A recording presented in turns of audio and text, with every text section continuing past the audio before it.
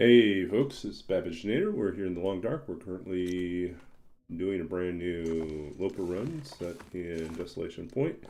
On this run, we have random destinations. So we start off, we spin a wheel, it tells us where we're going to go, and we have to make it there. I don't know, we didn't talk about what kind of deadline it should be, but maybe it's 10 days, maybe it's 20 days, I don't know. We're here in Desolation. We've got stuff curing. Actually, let's go back and check on that. I think we have. We already pick up our stuff. Yeah, we already picked up our stuff. We have crackers. We don't want to eat crackers. Not if we can help it. We have sticks. We have all sorts of other things. We don't have.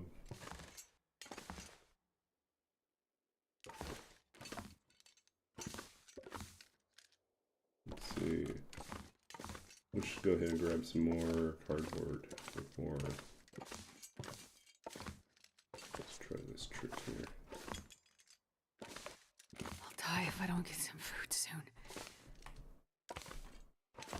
There's a hole. Somewhere there's a hole you can fall from.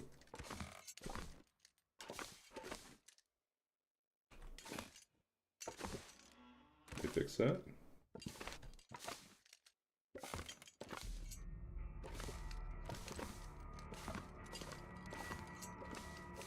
This shouldn't fall through. Or at least I didn't fall through.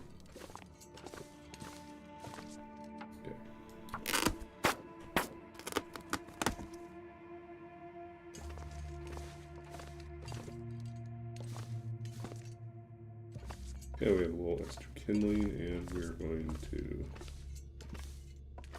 head on out.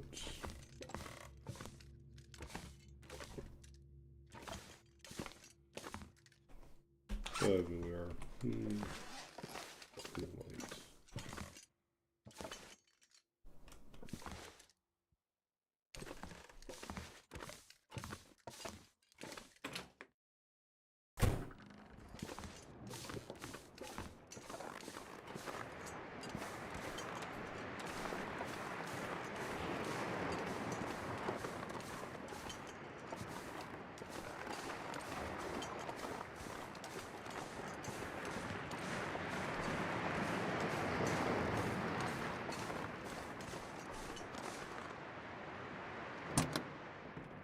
What we're going to try to do is go over here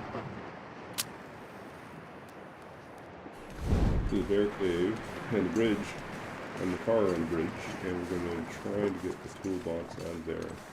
If the bear's not there. If the bear is there, then honestly we're not going to bother the bear.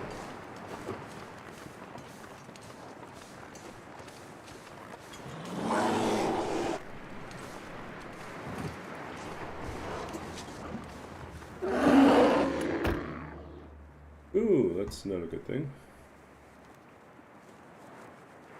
Maybe we made a mistake going in here. Maybe we should have gone a different way.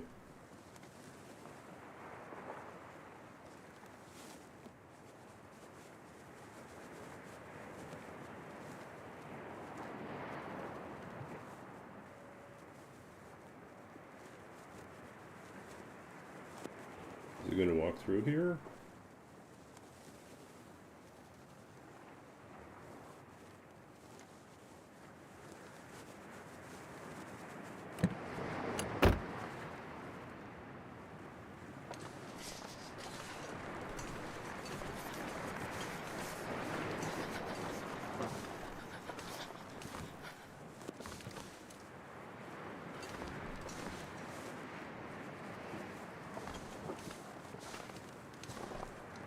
Yeah, he's going that way.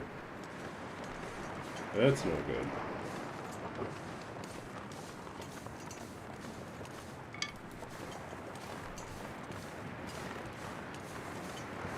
It means we're gonna have to put the toolbox somewhere else.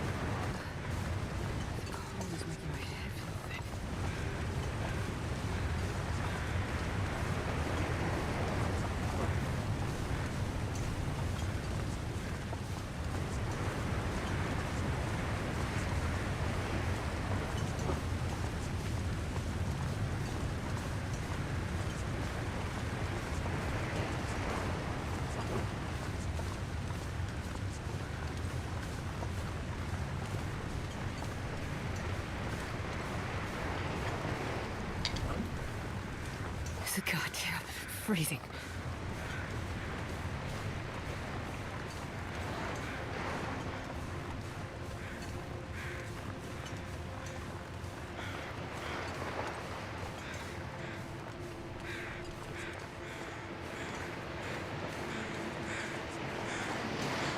Oh, we have that deer.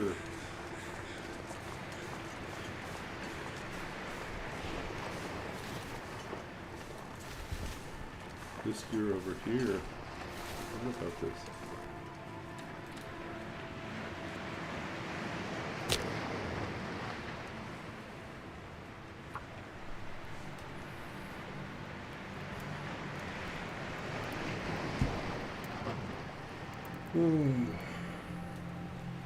Come on, little fire.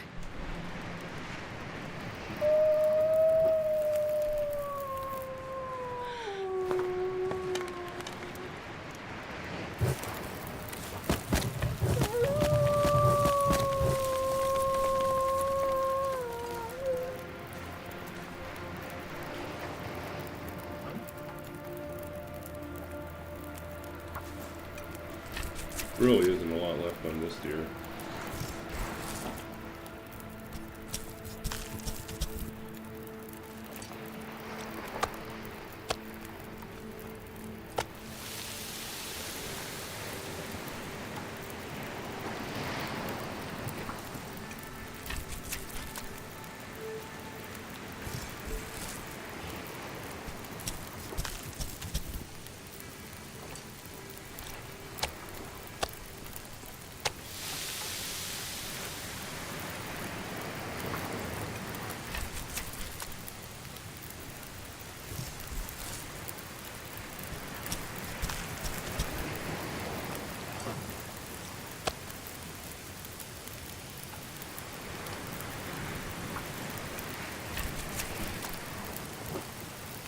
Ooh.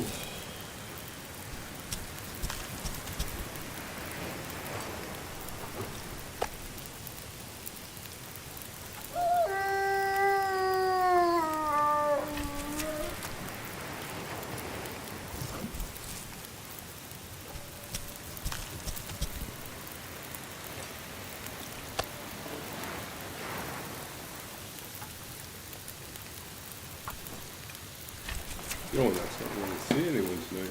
Well.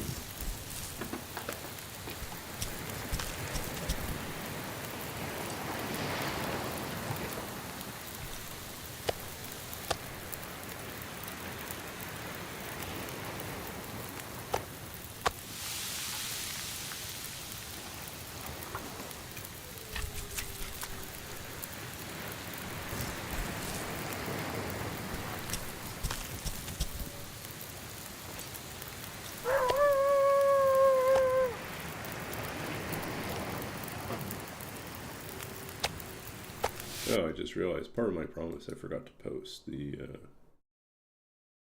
my usual announcement.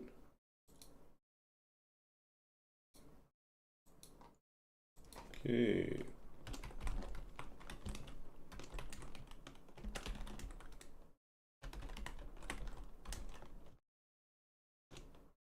What are we calling this? Chaos.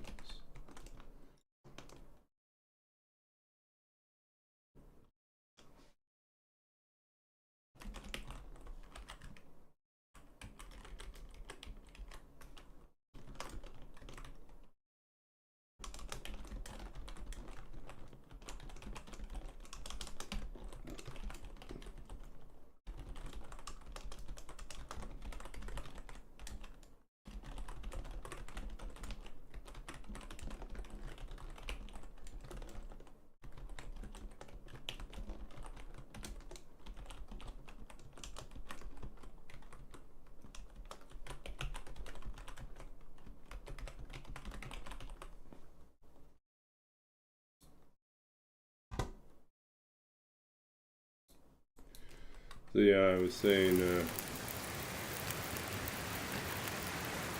of those thoughts, I don't know what I was thinking. Just thinking earlier this evening how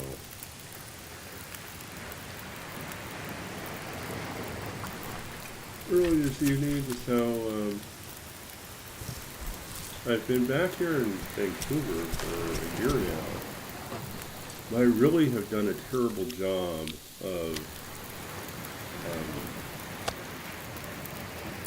like building a network of friends that I go out and do stuff with outside of my D&D community, right?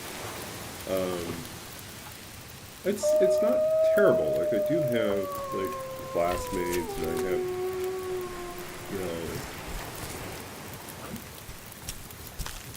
classmates and people in my D&D group, and I have some sort of circle of acquaintances, I guess I would say. But I am realizing, like, I don't have, and it's always been hard for me to find, like, a circle of close friends that you just have good, meaningful conversations with on the road, you know, in your spare. Yeah, I don't know how often it is. They say, like, as you get older, especially guys, that it's harder and harder to make those type of friendships, like deep, meaningful friendships. And I definitely feel that. I definitely feel that I have those friends. They're usually poets, but I am somewhat disconnected at the moment. Mainly because school takes up a lot of time and energy, and so I don't make it out to a lot of poetry events, and I'm not really plugged in all the time as to like when the next event is. So I haven't really been making a strong effort, probably should. But then I think it's also, you know, initially I felt kind of spoiled because, and I still am spoiled. I have an excellent roommate that does enjoy having those deep conversations, but they're a lot younger than me, and so they're also in a completely different field, so they're often out.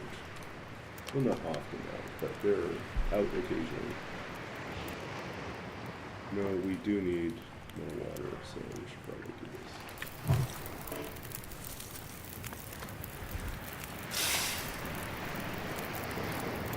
So yeah, I can't foist my entire social ineptitude on, or my needs to have sort of some sort of social community onto Twitch, or more onto a roommate. It's just not fair.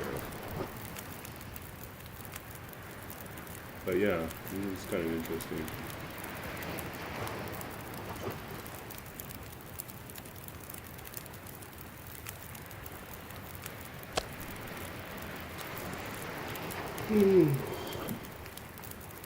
So what's to be done? I think probably what this means is I have to make more of a concerted effort.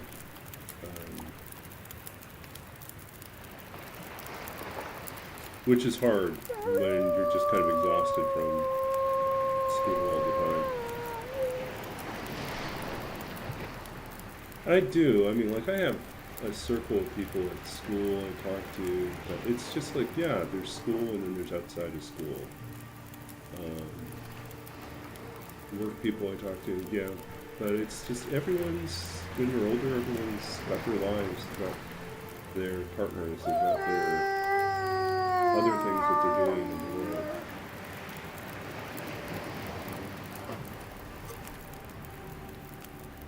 Yeah.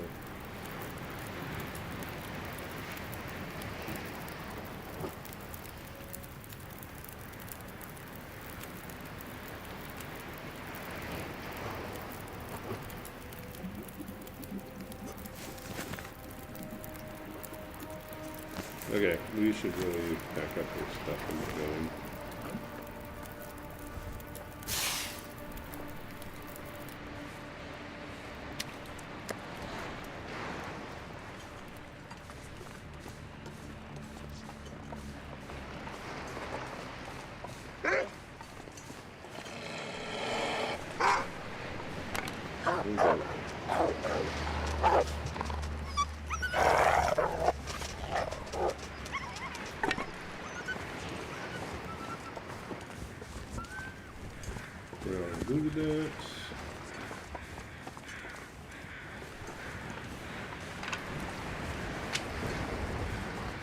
Yeah. So I don't know. Guess it's also true. Oh, look at that. I have more meat. It's like thinking, didn't we have a whole deal here?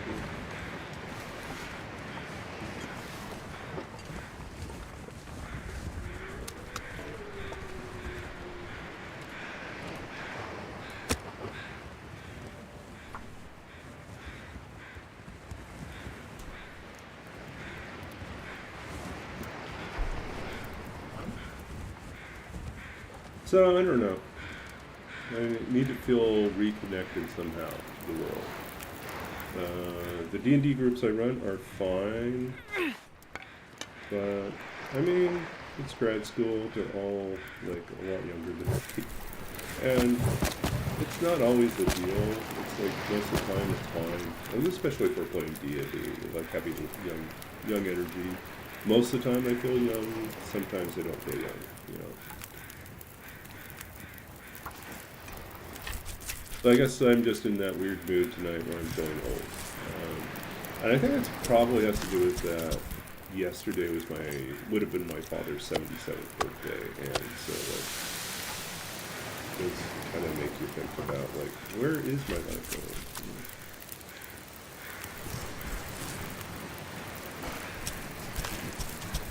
You know, now in the decade that my father never made it out of. That's kind of sobering. Yeah, I'm at the start, and he was at the end of it, so...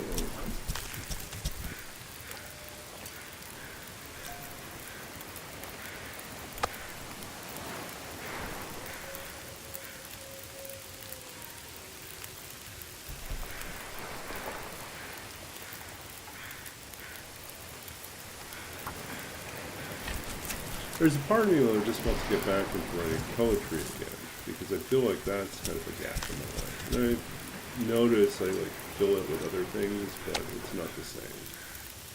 It's not the same, and I think my heart and my mind are craving that work again, and resenting sort of the fact I have to do a business management class this term, which is the antithesis of poetry. So it's just not.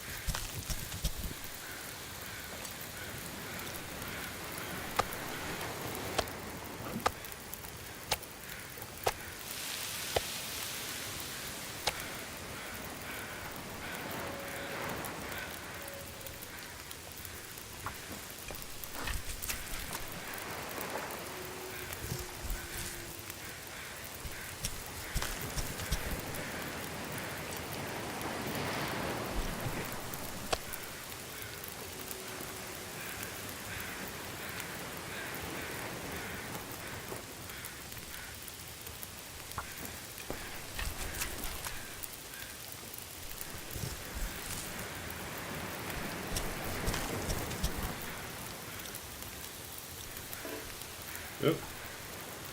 I didn't do that right.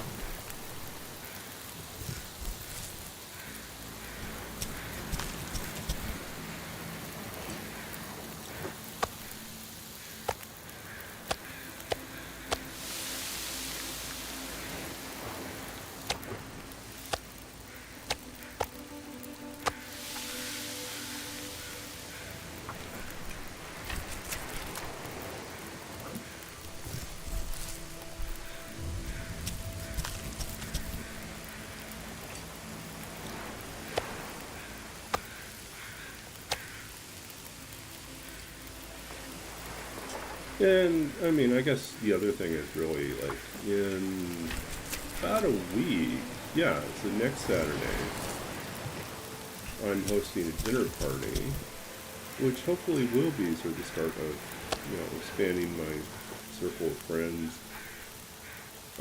It's a gathering of people interested in It's my poetry potluck thing that I used to do in Los Angeles. I'm starting it up again here. So open call for the graduate student forums, and got a number of people who, some of whom I know, and some of them I don't, have asked to be a part of it. So we'll have about 6 people. And, you know, it should be good. It should be a good experience to, you know, some good conversation, some good food, and just talk about literature, art, or just whatever else makes us tick.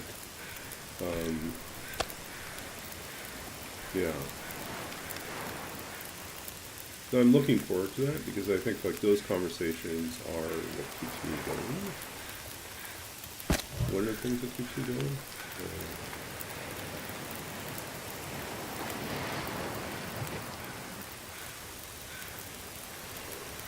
Oh, let's see.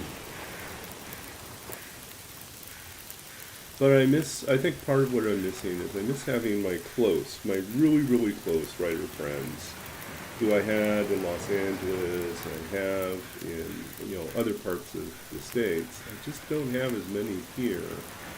Or if they're here, I'm not as well connected to them. Like they live further away. Yeah. One lives on Vancouver Island most of the time, so that's too far to really expect anyone to come and visit.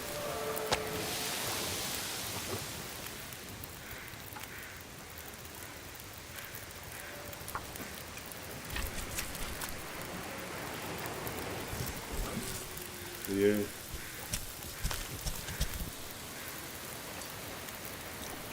Building community is always a little trickier. The older you get, the trickier it is.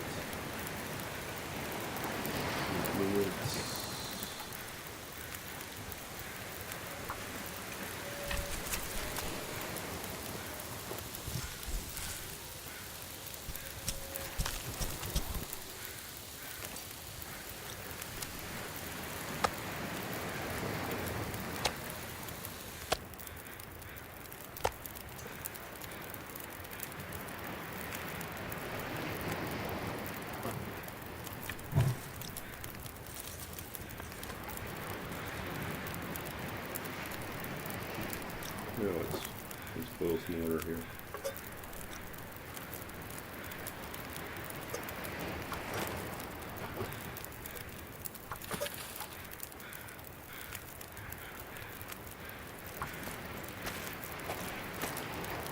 Okay, welcome in lurkers. I'm Babbaginator. I stream Glow in Dark. We are doing a Loper challenge, which I'm calling Total Chaos. I mean, is it really total chaos? Probably not completely total chaos. We do random spawn for Loper, which is normal, and then as soon as we spawn in, we spin a wheel, and it tells us which region we have to go to next. But we never really talked about like how much time I have to get there, so we might have to complicate it somehow. Like maybe we'll have to roll a die. Oops. Thought this was done, but it's not done. We actually have one piece of meat to cook.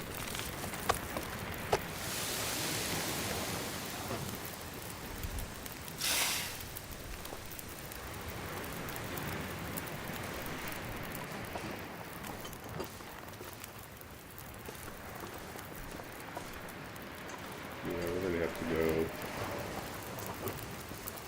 back to the lighthouse.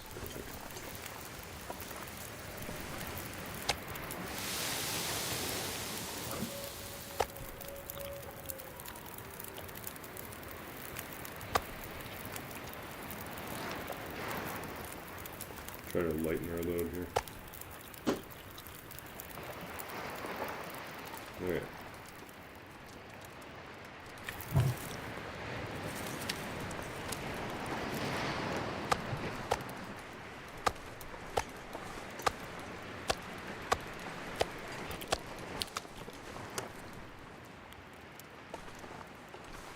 we're going to do two things here. We're going to go first.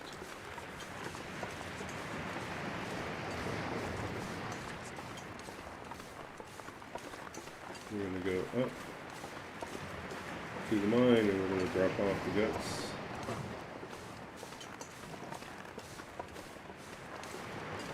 So we're going to rush back to the lighthouse. Here, let's do a little bio about myself. So, who am I? I am a long dark streamer based in Vancouver, BC.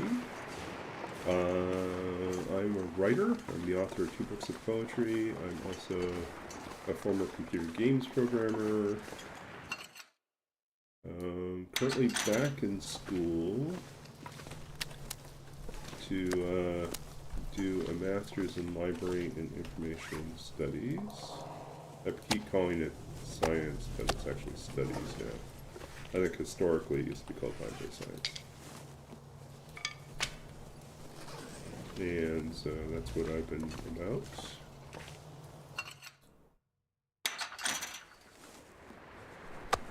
Okay. Need to here. Okay, we'll do that much.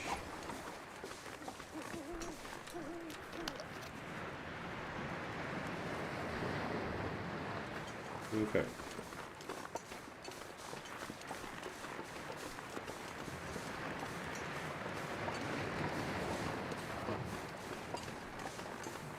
But yeah,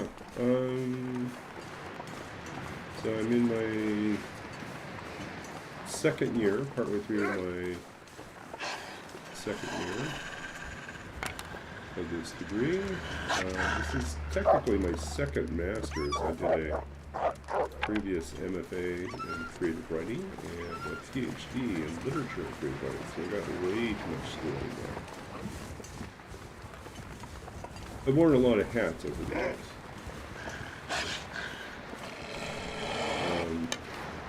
Also done radio work, community radio work, and I was a podcaster for a little bit.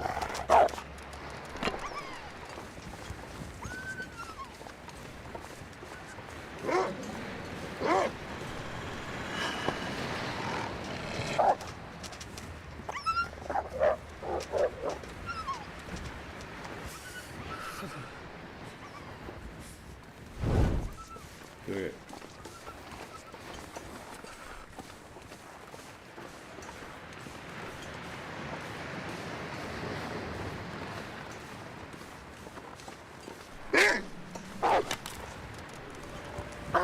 Nice try, buddy. You were just waiting there, waiting for me.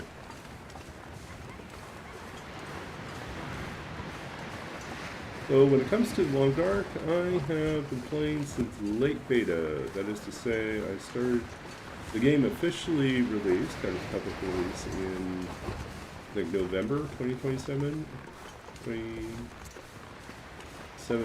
and I started playing in February, so it's 6 months before the official release. Oh, I love this game. This is my favorite game. I have close to 3,400 hours in this game. I used to play exclusively Stalker and have about 750 hours of Stalker, and then a few years ago started watching people streaming, decided I wanted to stream, started off in Stalker, quickly discovered I enjoyed watching people do Interloper, and I knew it would be very challenging, but I would force myself to do it. And then I went from being terrible to being pretty confident, I think. So my longest Loper run is, what is it right now? 303, which technically is still live.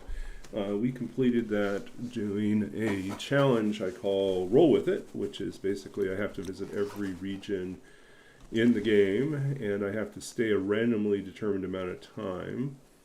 And so, yeah, it's a random amount of time which I roll. upon arrival, so I don't know before I get there. And it begins at 1 to 10 days, but after day 50, everything moves to 1 to 20 days. Yeah, so we ended up visiting every region. That includes zone of contamination. And I think Sundered Pass was up by then, so we also did that too.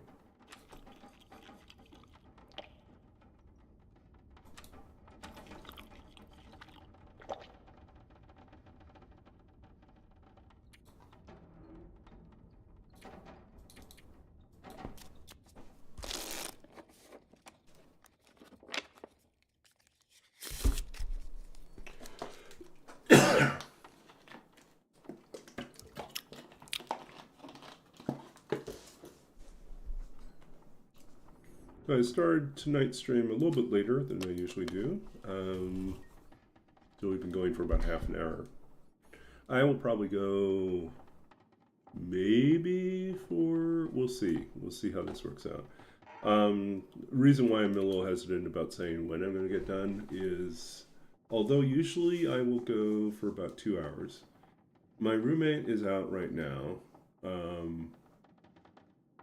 And she's downtown, like hanging out. She's out for drinks with friends or colleagues, I guess, work colleagues from her lab, and but she's not certain how she's going to get back, and so I would rather make certain she gets back. So if I get a message, then I will be off to go and pick them up.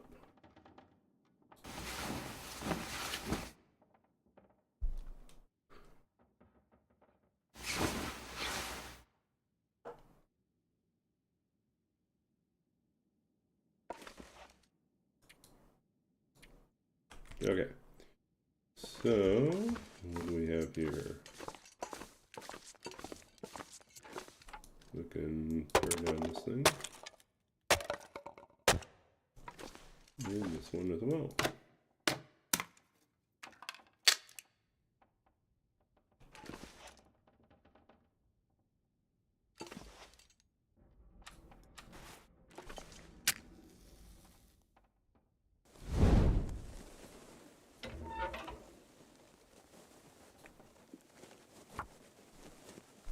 %, is not great fire starting, but it is what we have. So. Come on, little fire.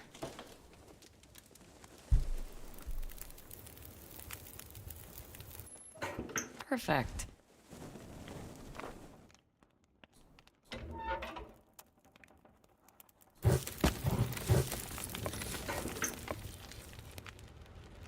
Oh, I just remember why I was going to do this.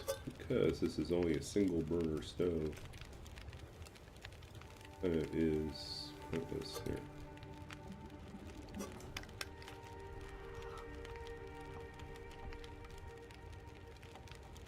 Oh well.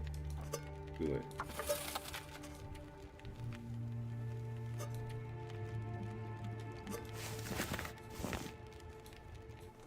Okay.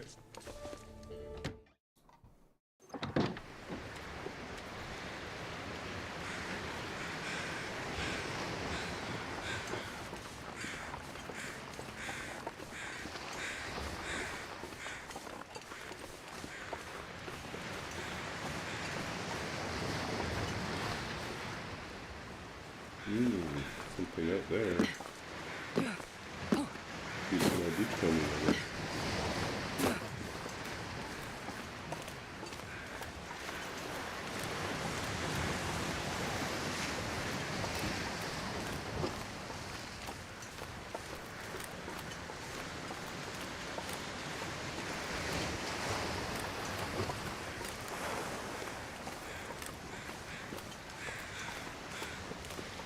These lockers again, very loopy. Oh, it's a chest full of pirate treasure. What's in the trunk? We still don't have anything for our hands.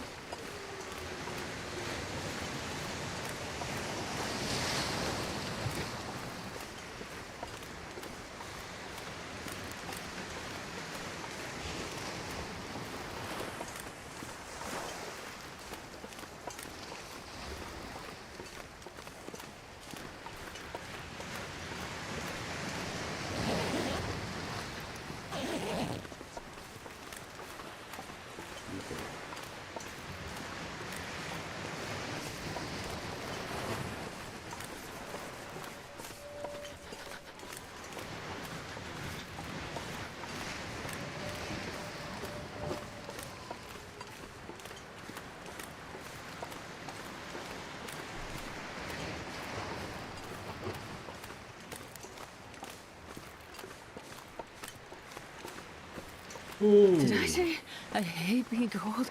Because I really do.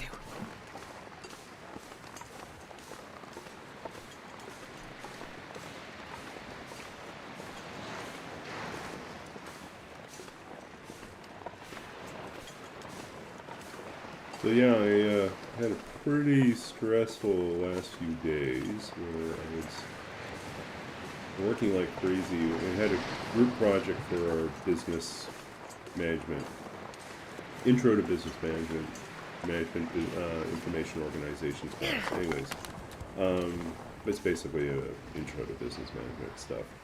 And yeah, assignment for that class, we had a group project.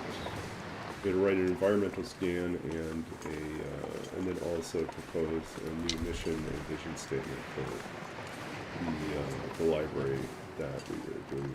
That was our case study. And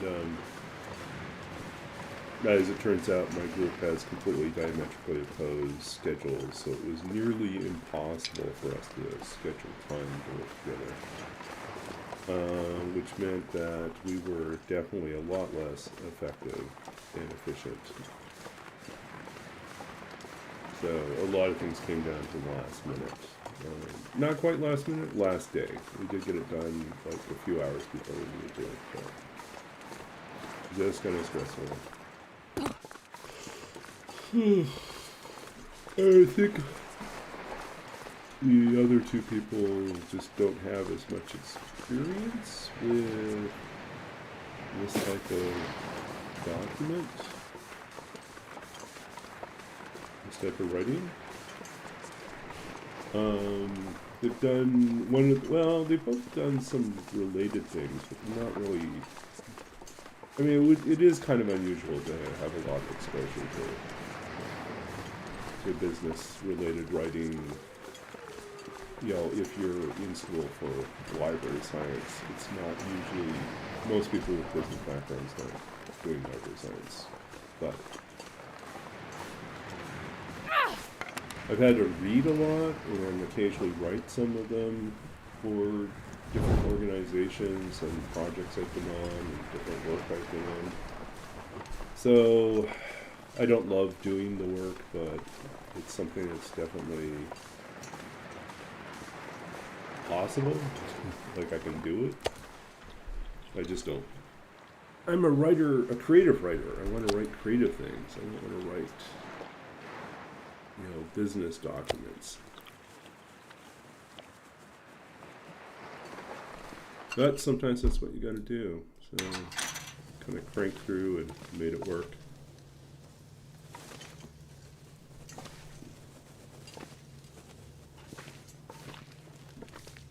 Okay, what are we doing here? What's the plan? 3 days. We have food. We have stuff that's curing. We still don't have a hammer. Do we just move house? Maybe we move house.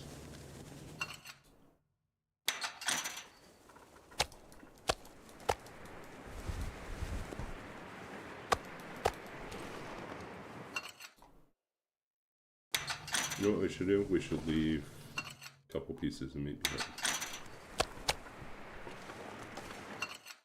Maybe we'll never get back here, but future me will be grateful.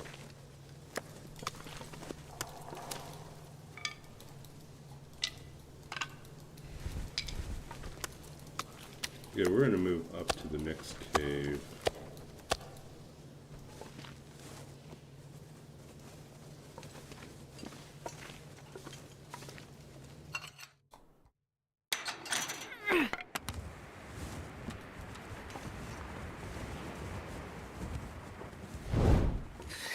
Okay. Too cold to think.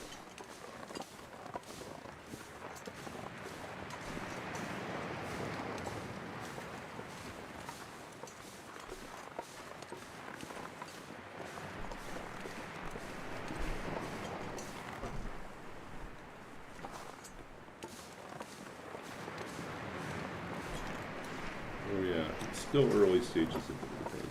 Okay.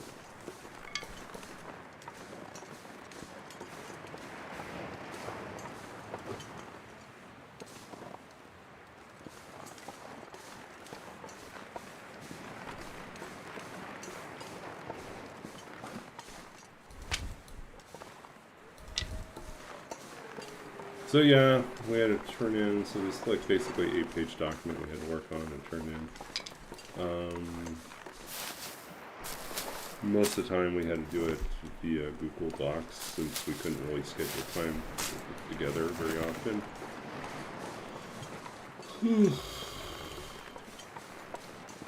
But we made it work. Somehow we got it all done. Got turned in. Hopefully it meets sufficiently the requirements of the assignment and we could just move on to the next thing.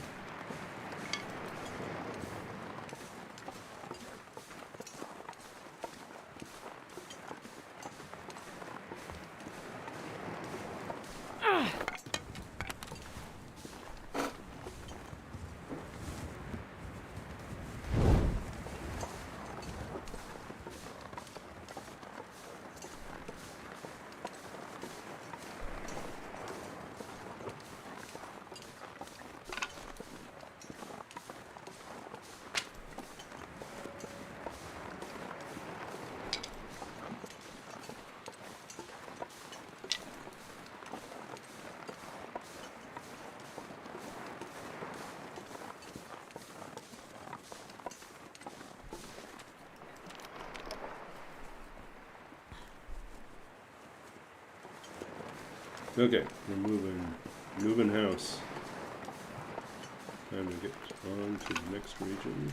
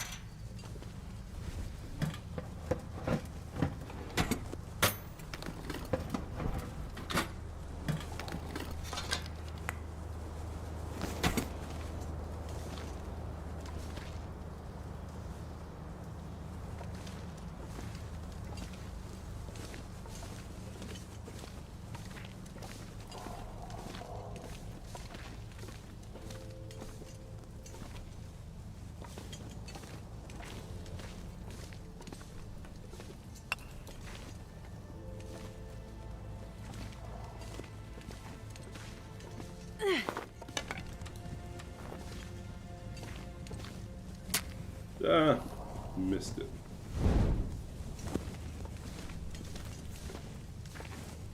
That was sloppy.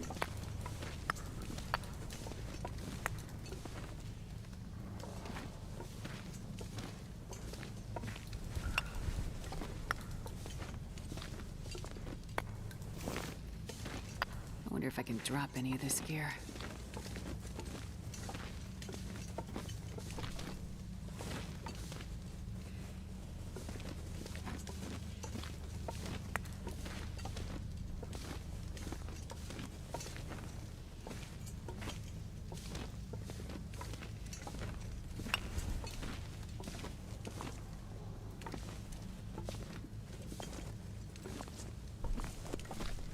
Okay, move along, move along.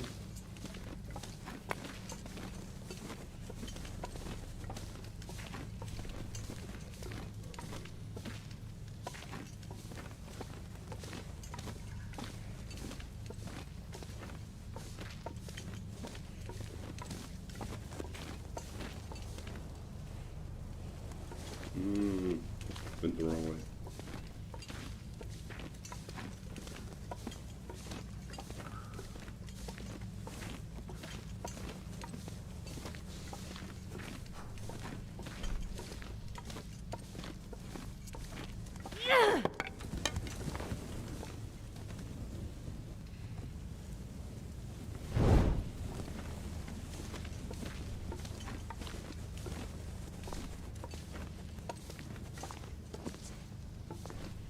There we go. Time to make our move.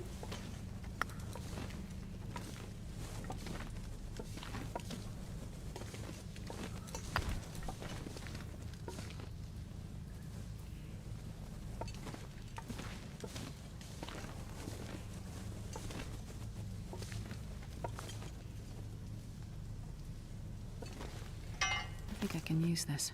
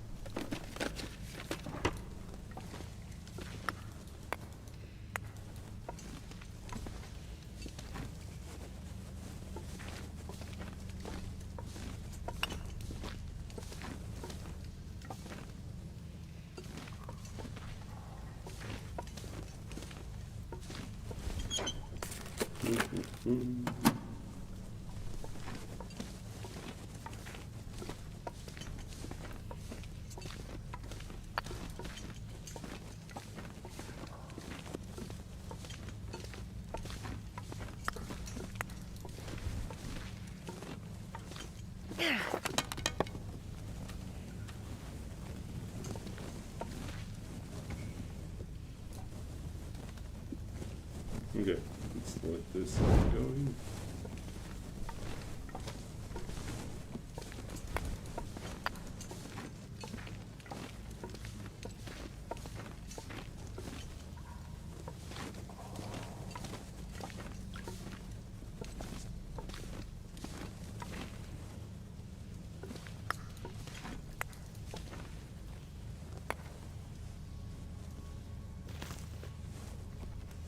Okay.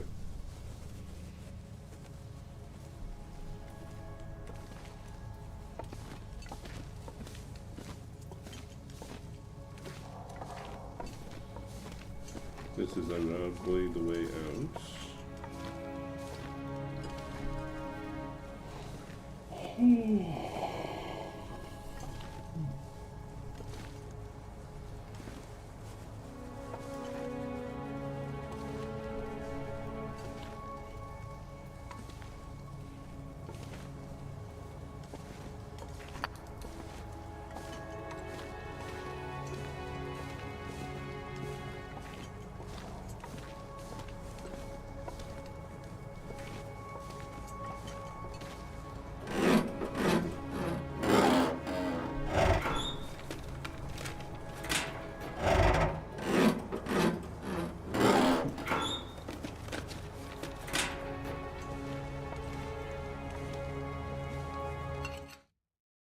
This pack is getting kind of heavy.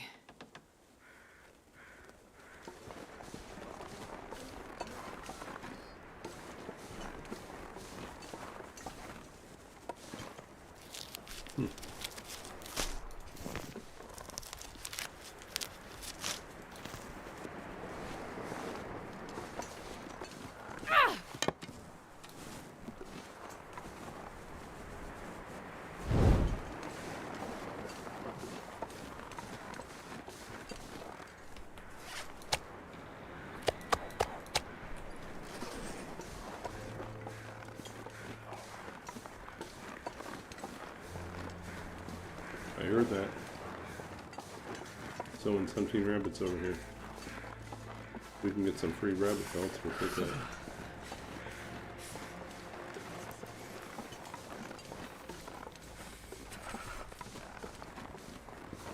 Oh, you know what we forgot to do? We forgot to check Scruffy's cave.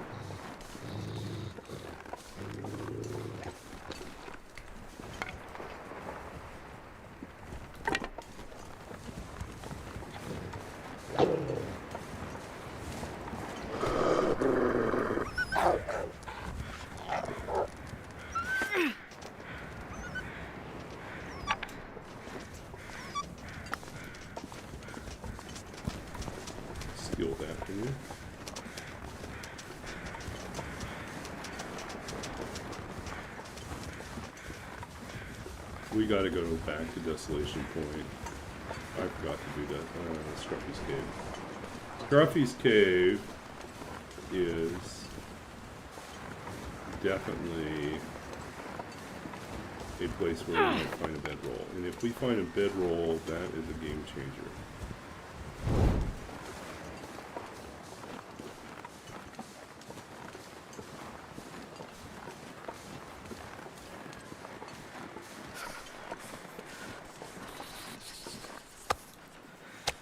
We'll leave 2 pieces here and then we'll go back. I'm not sure I can carry much more.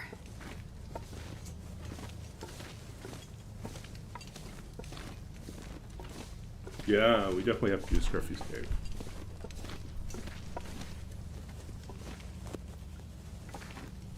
Plus, we can drop off some coal and Hibernia in case we end up using that as our forge.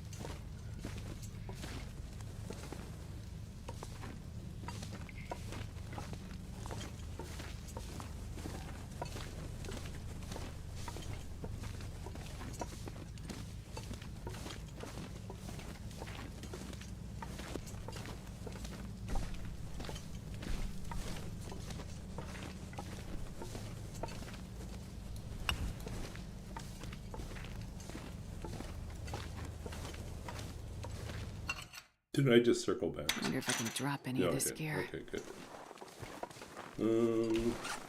How much gold do we have? 39. Okay, let's drop.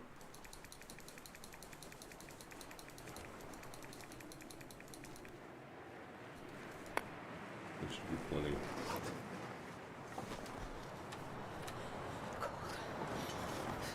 Uh-oh. First one out.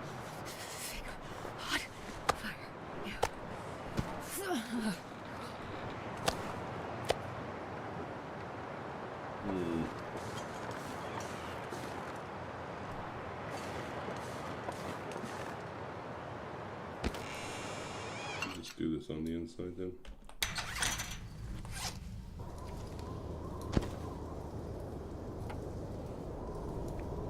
Not much meat.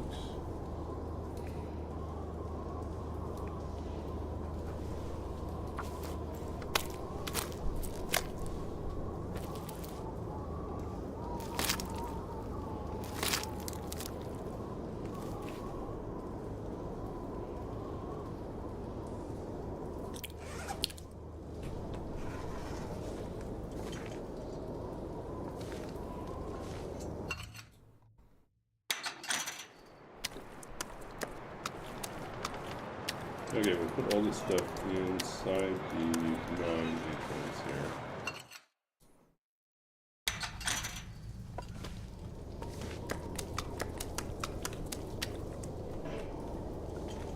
And then we will drop these guys.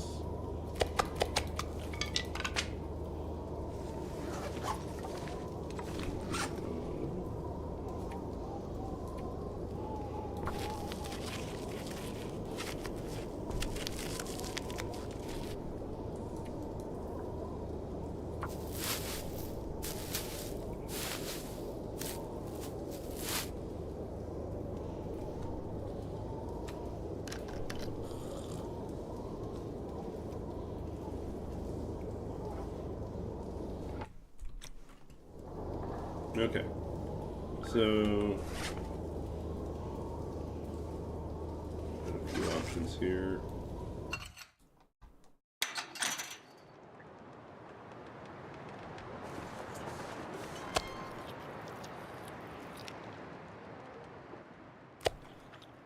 Okay. Wind is stopped. Ish. Oh, actually, we could do this. If we run into something, we'll use that.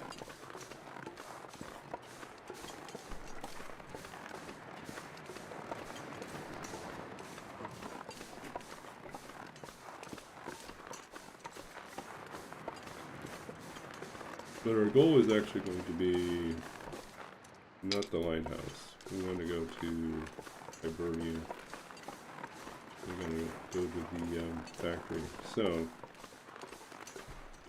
let's see if this can work.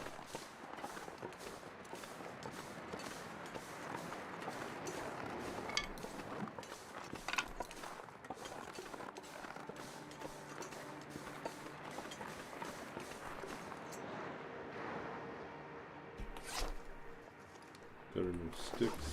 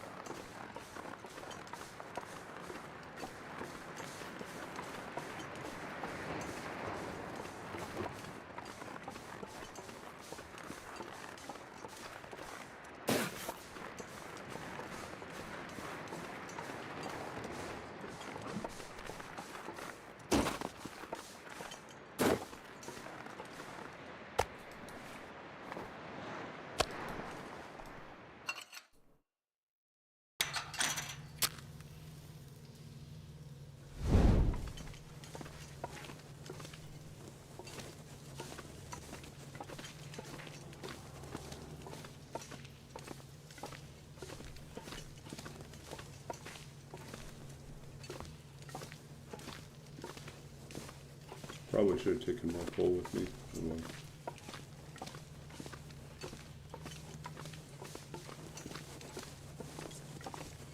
See if we missed anything.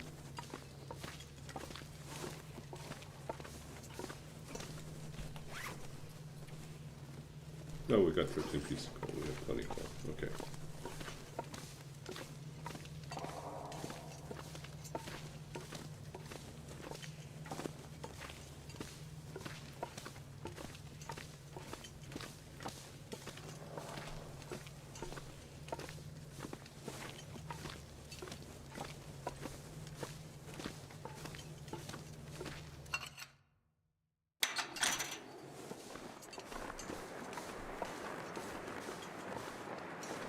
Okay, let's see what we got here.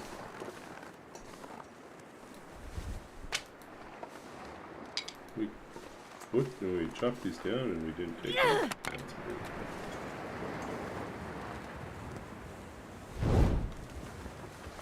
Where's the bear? Do we see the bear?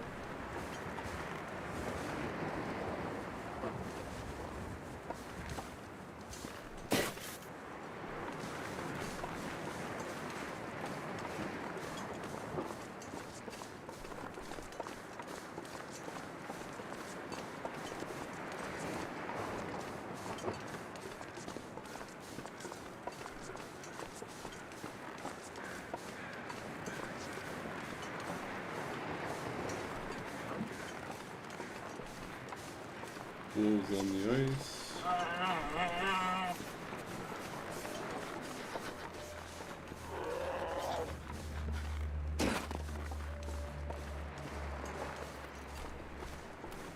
The Leave me alone, bear.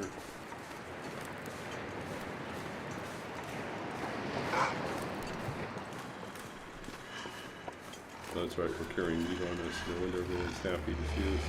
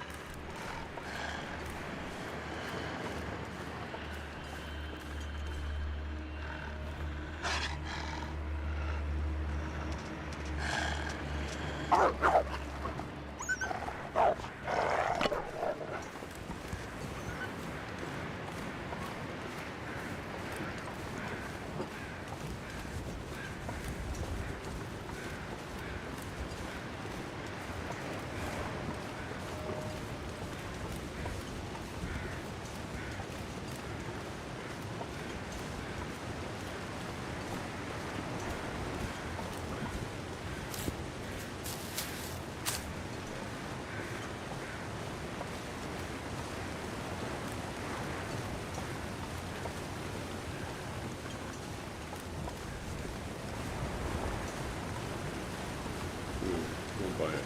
Okay, over here. We're gonna be smart. We're gonna leave our meat out here. We'll make some more torches.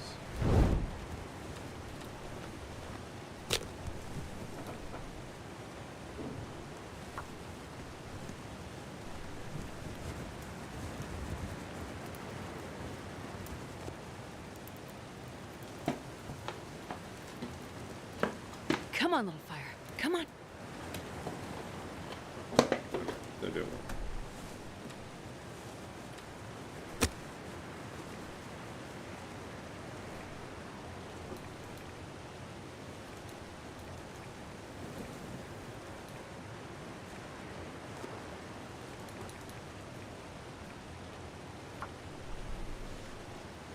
So when we light fires inside the cave, we're going to use the books to start the fires, so it'll be safer. Come on, little fire. But this is kind of my little strategy for how to get past the wolf here.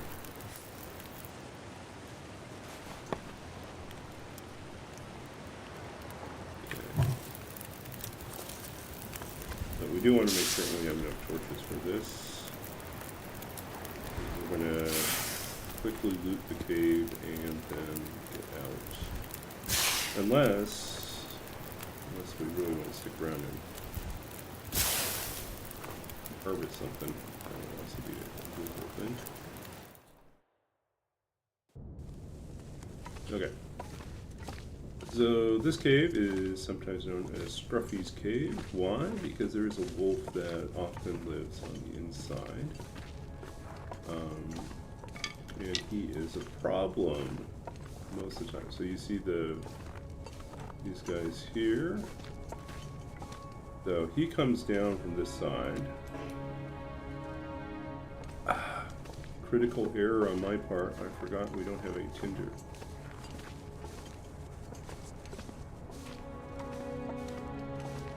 Hold on a second, folks. That could have been bad. Step outside. We don't get jumped by the wolf while we're doing this. Okay, so let's quickly make some tinder.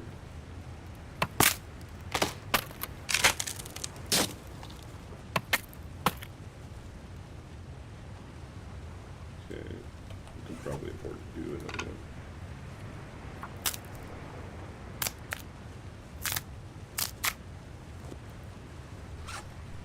Okay. Alright, now let's try this again. Yeah, that was going to be bad. So anyways, there is a wolf that lives inside here. He has his own special area that he lives in.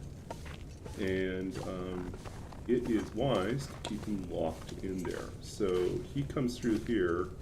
What you can do is you can build a fire here. Let's see, we'll use... I think we already finished this one. Did we do it? No, we'll do this one first.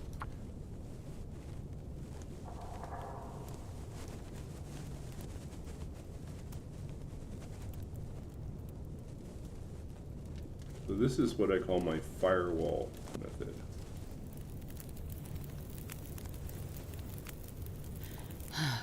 So we're gonna throw on some sticks. Take one of these, build another fire. So now, basically what you want to set it up as is there's no place for the wolf to get through.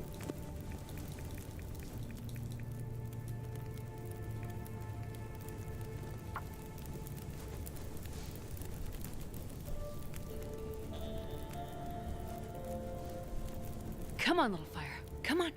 Because the wolf won't walk through a burning fire, but the wolf might try to get around the fire. So if you block, make two fires Perfect. here, then the wolf can't get through. And he will complain about this. He will make his disappointment known. But that's okay. So the reason why we're doing this is so we can go up here. Because sometimes there's a bedroll at the very top.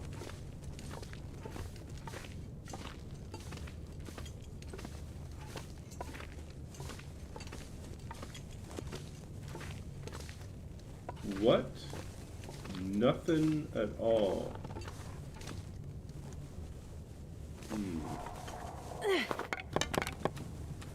Try this too. Let's see if there's anyone down there.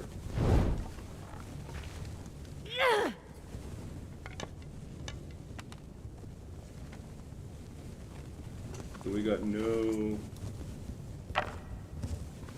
I don't think we have a wolf.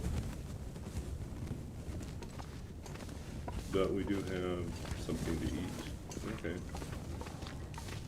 Okay, so this is one of the weird ones where there's no bedroll up here. It's not guaranteed, but there's a good chance that you'll get the bedroll here. But usually there's a carcass up there, so no carcass either.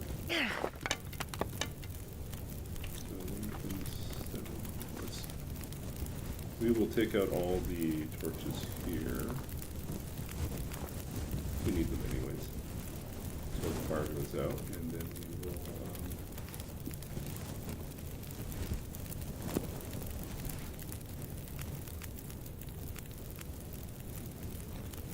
Well, we put some water on here as well, because we're going to need more water anyways.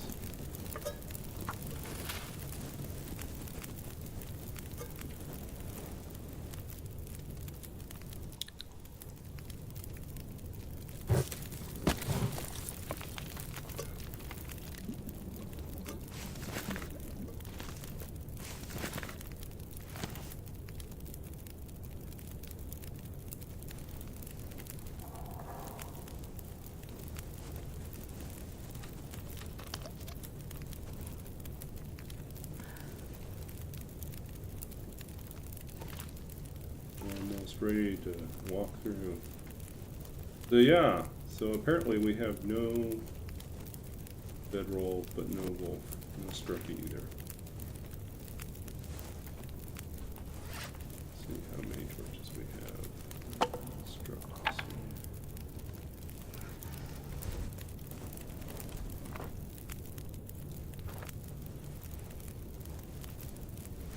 one. No barky, so it's no wolf.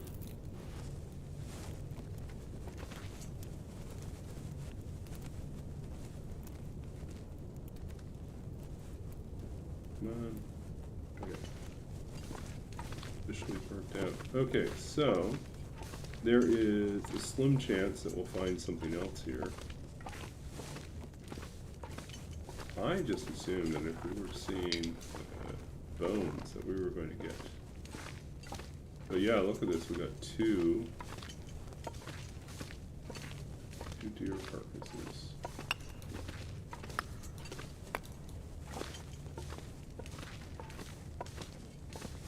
This guy.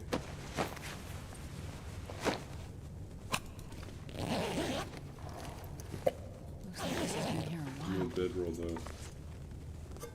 Wither camp.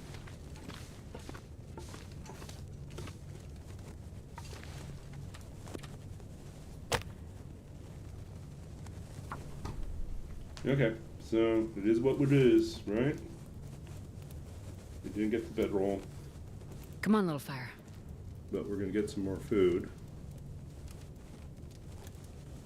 Get more cooking practice in.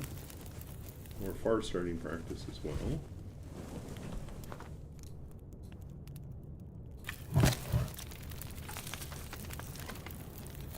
But,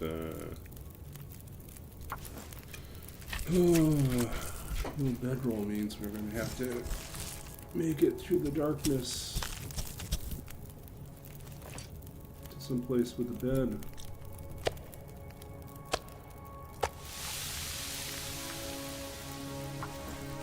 Which I believe is going to be Hibernia. That's what we'll have to do.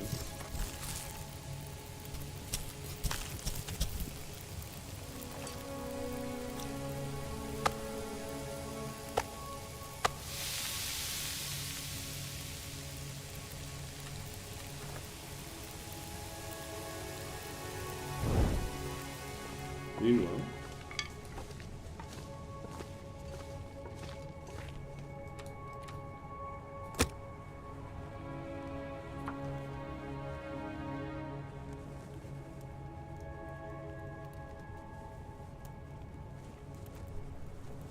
Come on, little fire.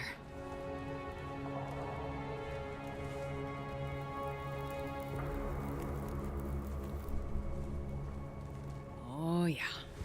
That's a good one.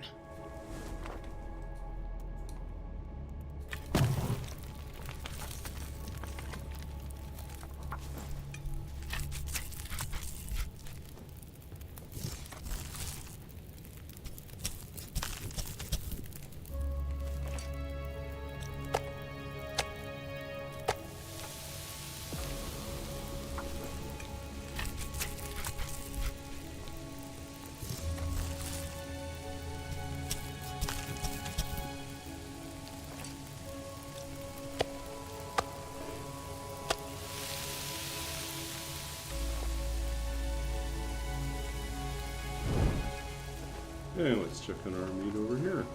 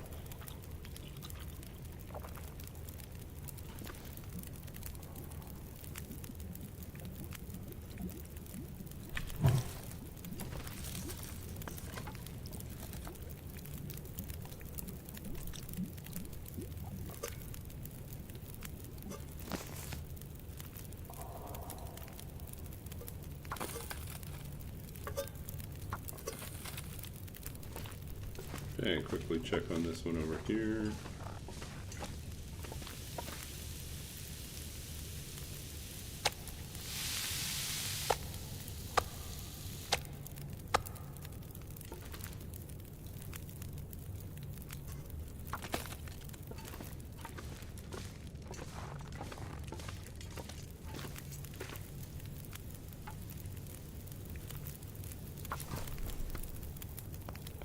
We just take as many hides as we can.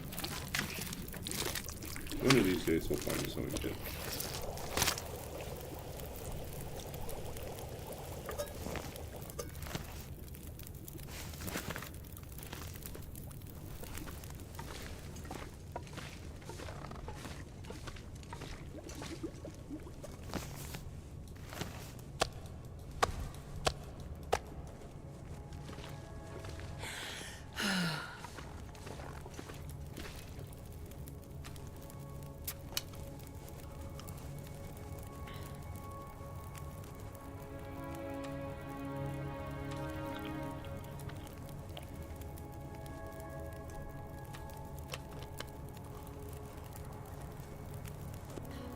Okay. Get out of here. We could take the other...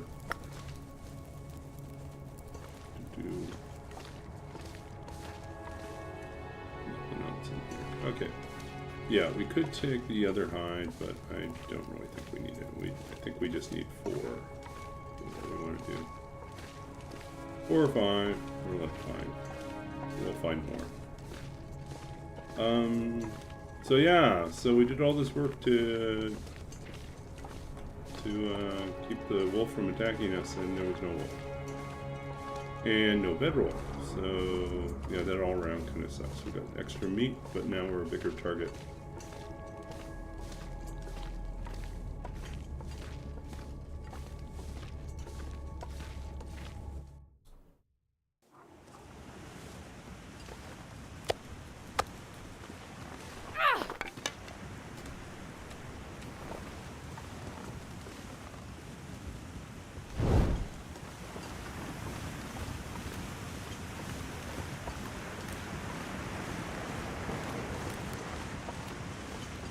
We go all the way to Riken instead.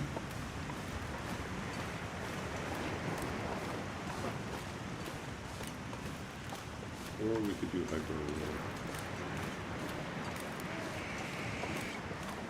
A little harder to see now.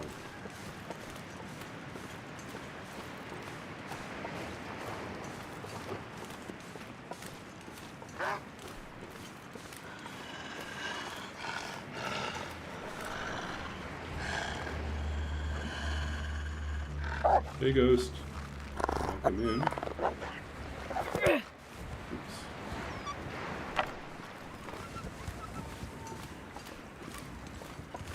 We're just taking a whole bunch of deer meat with us and attracting all sorts of wolves. That's all. Oh, another buddy. Not gonna bother us unless we chase you away.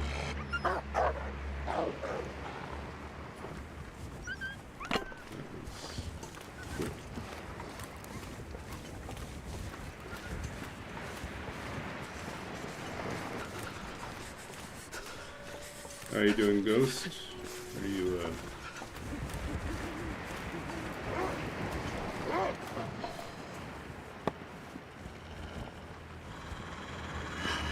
let's see.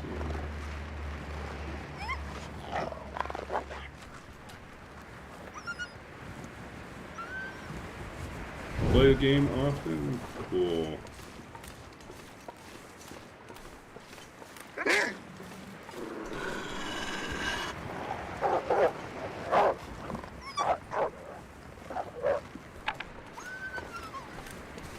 Oop.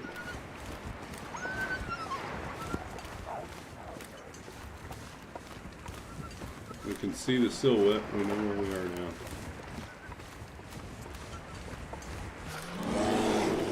Oh, that's bad.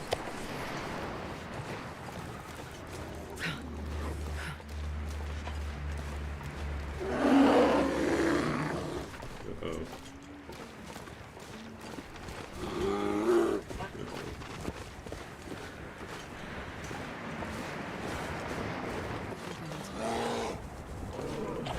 Woo!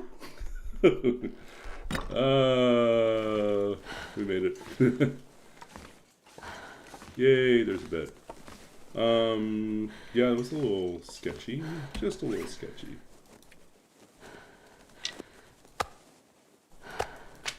Yeah, this is still early days. We don't have a bow.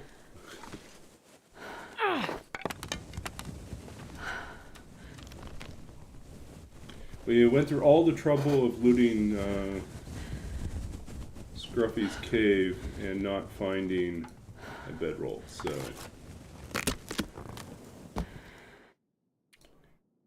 Here we are.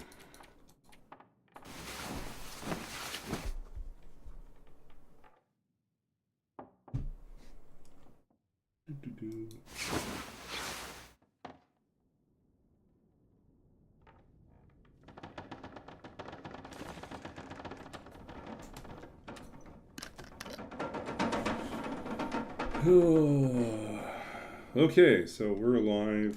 We have our stuff here. Got a huge supply of meats.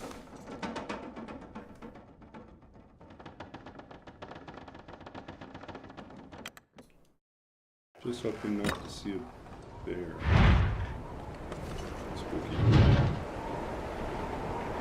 Too dusty. We're not going yet.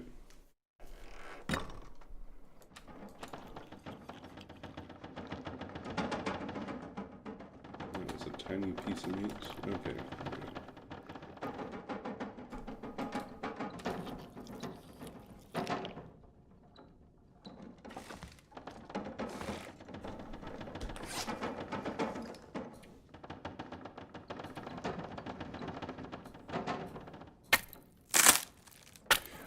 Do I know Zach Nafian? I know who he is. I don't know him personally, but yeah. No, I follow. I sometimes watch his tutorials, and a lot of times, you know, just like his other videos about the game. I think he's one of the best ambassadors of the game that we have, and he's just really friendly. I think he's really good. So.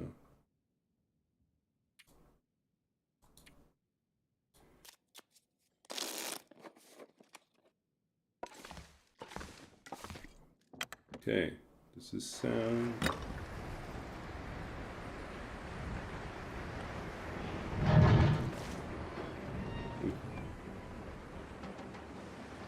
Okay, let's take this guy and this guy.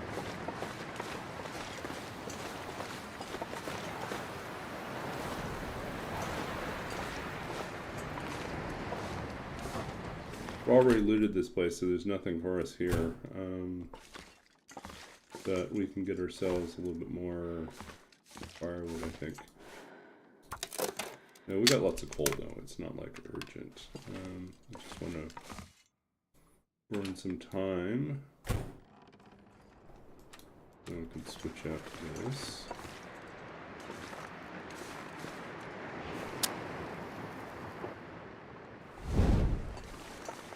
Where did we leave our stuff?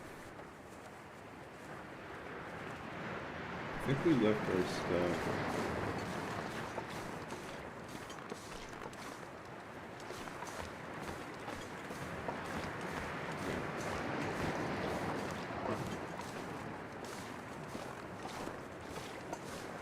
There? No there.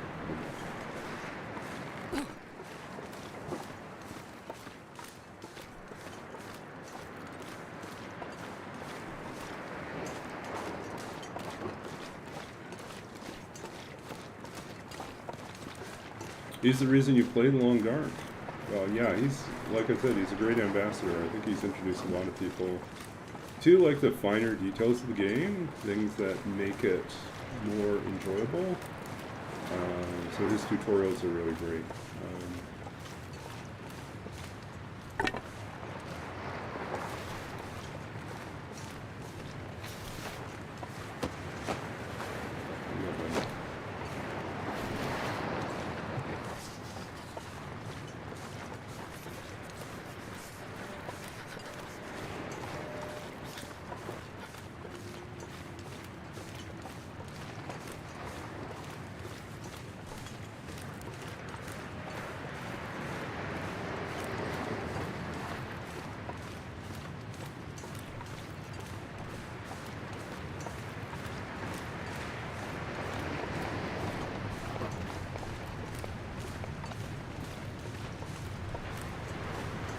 Is the moose up here?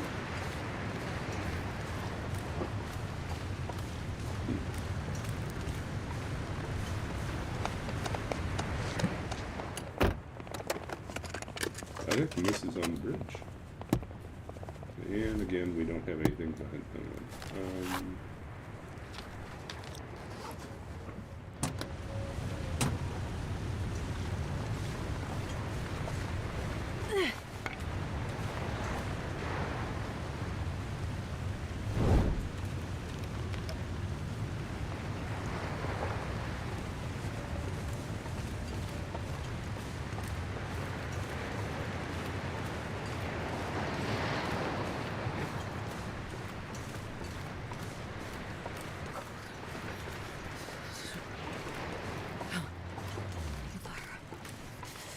Yeah, the moose is up there. I just heard him.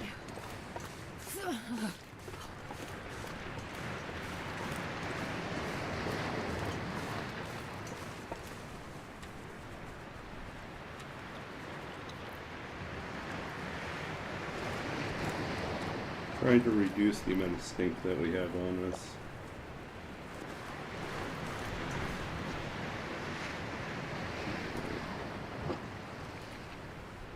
A tiny bit. Gotta warm up somehow.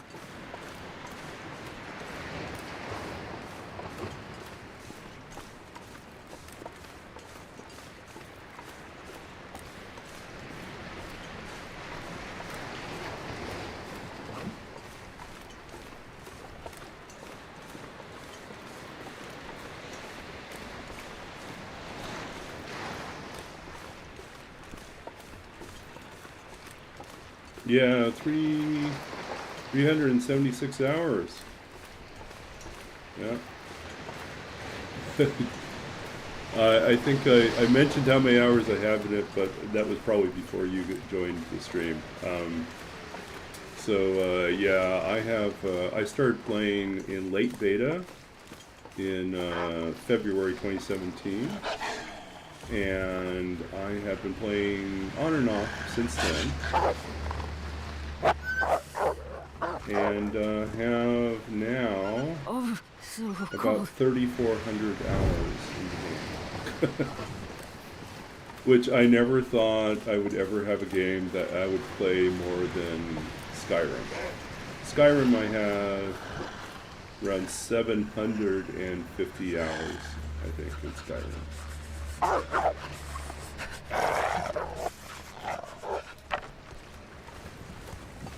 Yeah, I know. It's like, I don't want to actually do the math to see, like, how many days of my life have been spent playing the game. But if I were to break it up, it's a lot.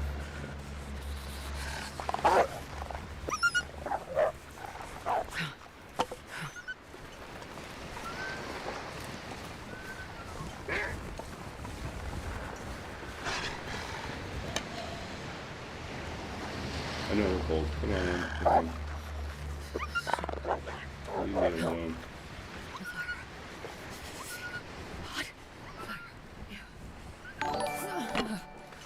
Hey, thanks for the follow. Yeah. Okay, I think we got rid of the rest of the stink. We ate the rest of the meat, and now they should stop bothering us.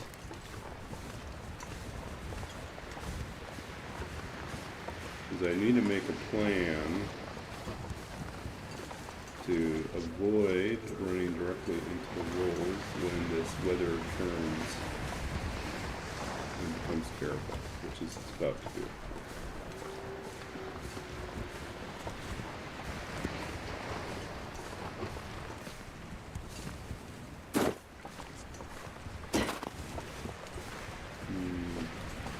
That's a long way down.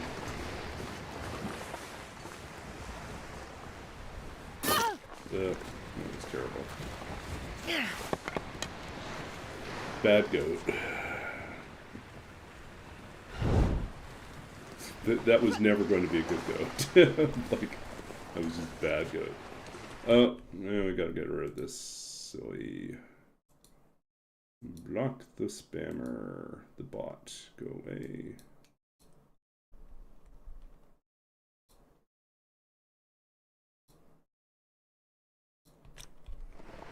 Okay.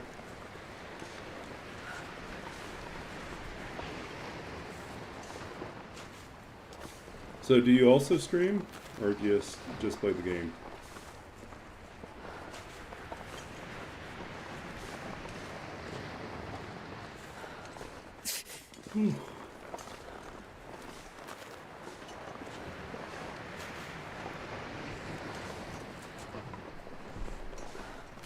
Yeah, the people that I was watching when I decided to start streaming were a mixture of people who had been doing it for some time, like Deadpool and Athenion and Thomasita and who else was there? Oh, Am I blinking out? He's actually here. In the BC area as well.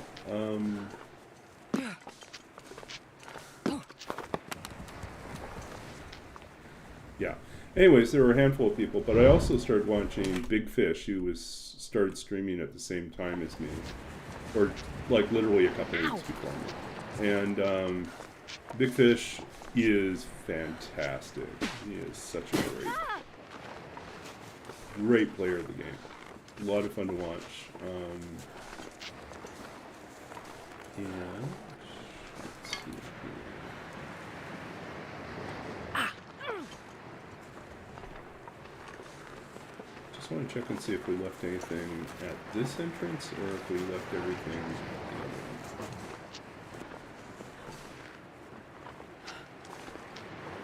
I realize this is still going to suck because we still don't have a bed. I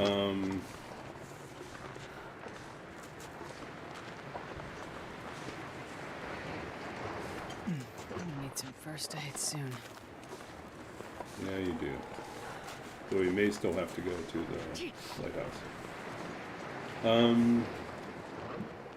Big Fish. Big Fish is great. That's what I was saying. So yeah, so I watched someone else start streaming and I realized it wasn't, I mean, it seemed fun. It seemed like it was work, but it seemed fun. So I figured I'd give it a try. Oh, and I'm pretty comfortable on mic. I did a podcast for 2 seasons and also worked in community radio for a bit when I was in Portland. So I had some, I had some experience in that respect, you know, kind of figuring out how to keep things going, how to be interesting. But, I mean, it's a different skill set, honestly, than podcasting or radio work. Working with your voice, being comfortable on a mic, knowing how to use sound equipment, that part carries over, but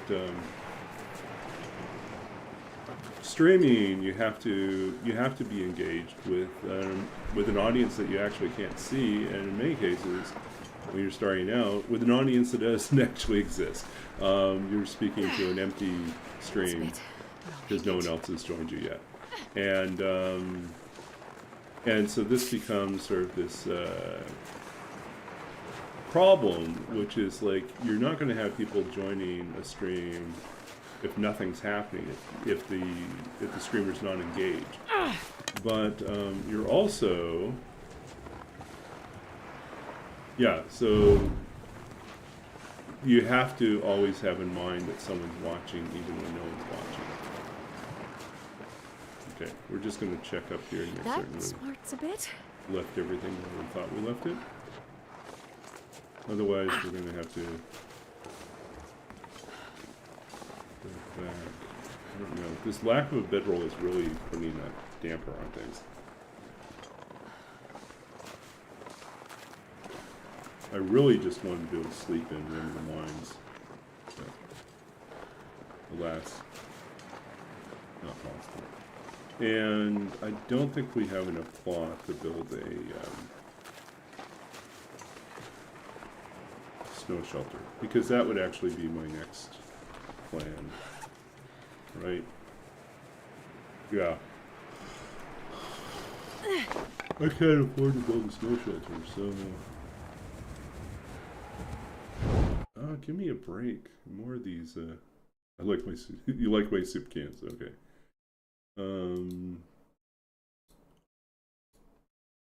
Keep getting these spam bots showing up trying to sell viewers. We've got some perfectly fine viewers already. I don't need to sell my first viewers. aid soon. 5 viewers. Yeah, let's put a little fire back over here. And we're gonna think about what we can do here, which is not really much.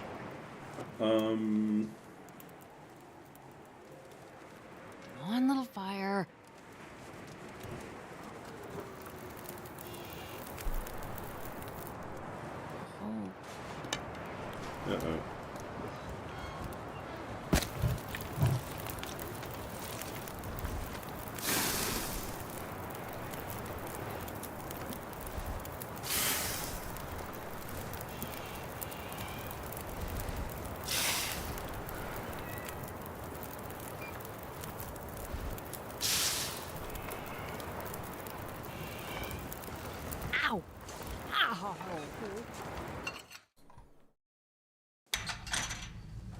Okay, I think everything got left here, so that's fine with me. Put this one down, put these two down. That's all we have with this.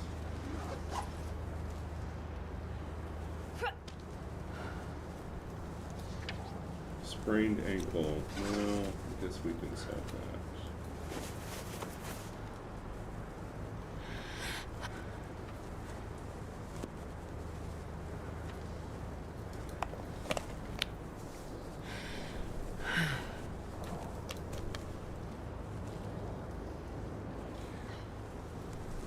Yeah, a lot of the TLD themed emotes actually come from Prof Niels, who makes them for the community, and sometimes makes custom ones for people as well.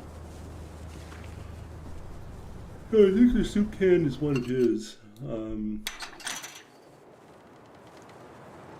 Prof and I get on pretty well because we're both a little bit older than some of the other streamers, and this is going to be bad.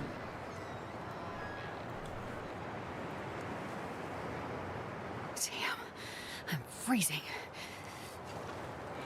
Okay, what are our options here? Prof is also like literally a prof. He teaches computer games, game narrative classes, and down in Seattle area. And I have a PhD in literature and creative writing, and now I'm back in school doing a master's in library and information science. So we both are big D&D fans, so yeah. And like, I used to work in the games industry as a programmer, so there's a lot of overlap. We get along well, and he's, I think, the only streamer I've met in person. I was in Seattle for a conference, and he kindly agreed to meet up, so we could actually grab dinner together and chatted about streaming and chatted about D&D and chatted about like teaching and the academic world and just in general about life. It was nice. It was nice to meet up with a streamer in person. Did I create a new run? No, we're still doing this interloper run right now. So this run is at 5 days. My longest interloper is 303 days, which is technically still alive. I just finished the challenge and then didn't continue past that. We ended the challenge of, we had to visit all the regions in the game, but we had to stay a randomly determined amount of times. Every time I arrived in a new region, I had to roll a die. And so at first 50 days, it was 1 to 10 days, and then after 50 days, it becomes 1 to 20 days. And that's every time you visit the region, so you don't get to cross it off and say, like, I already did that once. So that one, we survived 303 days and ended our run in Blackrock, which I think we ended up having to survive, was it 10 days, 13 days? I can't remember how that run ended. But yeah, we managed to make it. Blackrock, usually, I'd lost a couple almost completions. Like, I'd gotten all the way to the last region, and once again it had been Blackrock, and then I like died in Blackrock, which was really sad. So I was really glad to have succeeded where I usually have failed. Do we feel lucky? How lucky do we feel? Do we feel like we can get to the lighthouse and back? I feel like if we stay in the lighthouse, it's a good plan to stay in the lighthouse. But it may be easier to get to the, with all this wind and cold, it just might be easier to go through here. Yeah, maybe we'll just do this. Why did I create a new run? Oh, why did I create a new run? The previous run was a challenge where what was that one? I'm trying to remember what I did for that. What was the previous run? I created all these different challenges, so hold on a second. I'll look it up and see what it was. Oh, I remember what it was. Okay, so the previous run was this challenge.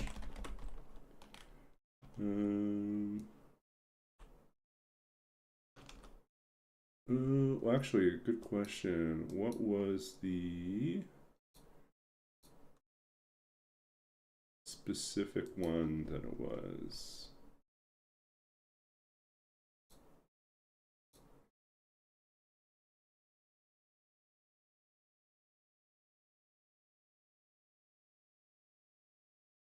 Okay. So let me get the command down. Okay. So yeah, so the previous challenge was this. So I wrote a custom settings random generator for custom runs. So basically, if you build a custom run, you have all these different settings you can play with. And I thought, wouldn't it be kind of wild if I set it up so that it randomized the settings, and I played with a code where I didn't know anything about the settings. I just punched in the code and started the run without looking at what the settings were telling me. And so the first few attempts of doing this, I discovered that there was a flaw with how I was doing the random settings. Basically, it would lead to most of the time you would get a challenge level roughly between Pilgrim and Voyager. Because when you, like, or Voyager and Stalker, it was not particularly challenging because really when you're playing Interloper, most of your settings are already maxed out or close to maxed out. So I thought, okay, I've got to go back to the drawing board, redesign my generator for this, and which you can actually see here. This is the new improved version, but there's also a link to the original version. And the new improved version actually has a different system for generating the difficulty settings, and it uses the baseline for each of the custom setting or each of the regular settings as a starting point. So like if you say, I want a challenge that's at least Pilgrim, it will be somewhere between Pilgrim and Voyager. It will look at the difficulty settings for Voyager and difficulty settings for Pilgrim. Well, actually, it looks at the difficulty settings for Pilgrim, and then it randomly bumps up the difficulty for the different settings. And it knows like the point difference, like I've assigned points to these things so that to the different settings, so it knows the rough point difference, the budget difference between a Pilgrim run and a baseline Voyager run, say, or like between a Stalker run, baseline Interloper. So like using this sort of budget of like how many points difference there are, I can then go ahead and spend those points bumping up things until it exhausts, it randomly chooses an amount based on the pool. So let's say there's like a 100-point difference between the two levels. It will randomly choose a number between 0 or between 1 and 100, and that's the budget for bumping it up. And then it goes through and it bumps up the settings until it spends its budget. Then I also like determine where that is in terms of difficulty. Was the budget 1/3 of the total budget, possible budget? Was it 2/3, or was it within the first 1/3, within the first 2/3, or is it somewhere between 2/3 and 3/3, right? And so that would tell you whether it's high, medium, or low for that particular challenge level. And so this then makes it easier to kind of say, I want a new interloper run that's at least interloper difficulty, or I want a new stalker run that is at least stalker level and kind of close to interloper.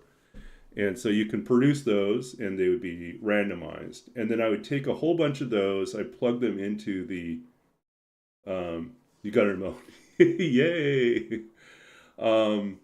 Yeah, you could plug them all in to a custom settings run and,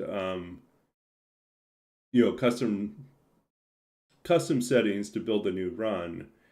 And you can then export out the code. You can share the code out. So I do that like a number of times, and then I build a pool of these codes, and then I randomly choose from the pool of codes so that I can get a code that I know is difficult. I know it's somewhere in the right ballpark, but I can't remember what the specific settings are. And so anyway, so the last run was one of those where I chose like between Stalker and Interloper, randomized run. We started in a location that was also randomly determined. And then we survived for 50 days and we try to figure out as much as we can about the settings. And then we have to travel to, a destination that's at least, I said originally at least 5 regions away. That's actually not really possible since most regions are at most 4 regions away from each other. So, but in any case, you have to choose like an extreme endpoint. So we exited at Hush River Valley. And so, yeah, that was what I did. You're welcome to check it out. And it was okay. I mean, some of the earlier challenges were really wild because it was truly randomized and you get these really weird, it's mostly Pilgrim except for this absolutely ridiculously extreme combination of things that makes it almost impossible to do, right?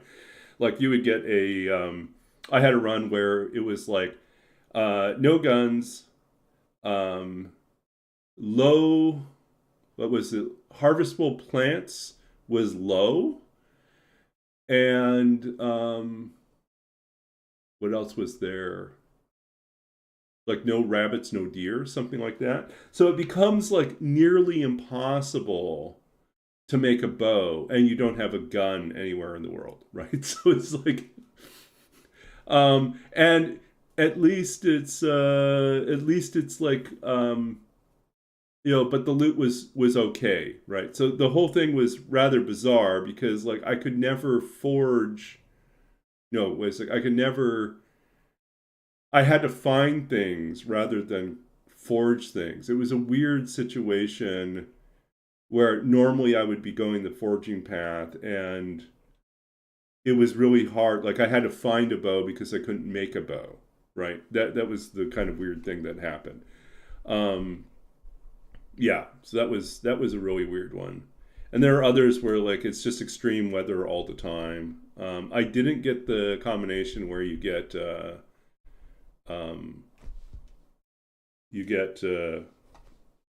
just have to check on.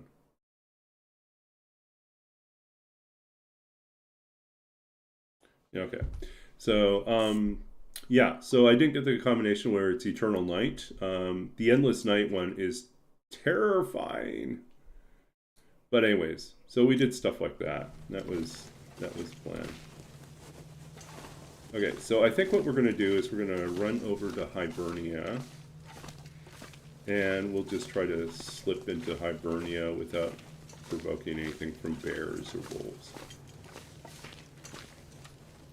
We've got a little bit of food left. I think most of our food is actually at the exit.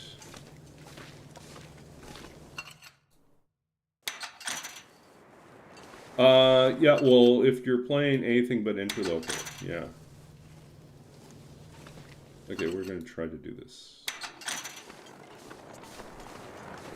Don't blow up my torch. Don't blow up my torch.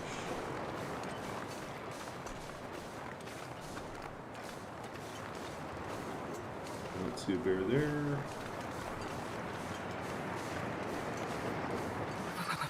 I've never felt so cold in my life.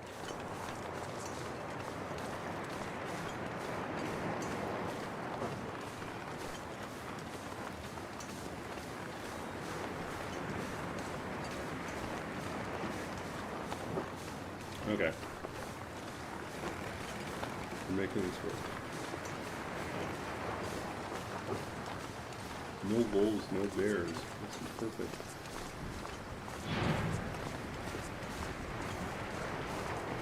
Yeah. Well, if you don't know about it, there's always a bow.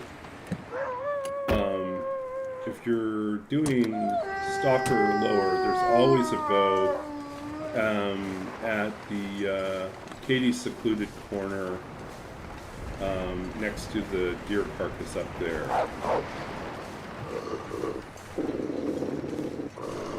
Yeah, leave me alone, buddy. Okay. Oh. Hole in one. we dropped it through the hole. Yay. Okay, so but the Katie's secluded corner one is awesome. You get feathers from the carcass, you get one broken arrow, maybe one working arrow, and you get the bow, and you're in Desolation Point, which on lower levels there's always a hammer there too. Plus there's carcasses, plus there's coal. So you can get a forge going really quickly. You can start hunting really quickly. Yeah, I love that for like a stalker run if I want to be like a bow stalker where I don't really yeah. Okay, let's see what we want to do here. We've got risky sardines and we've got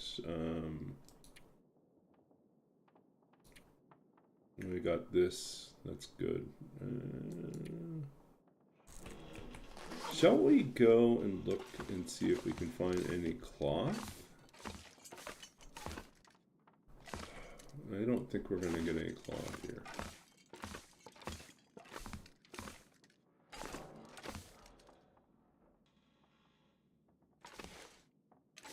You know, we don't have a knife for taking apart pillows, but these pillows you can't take apart.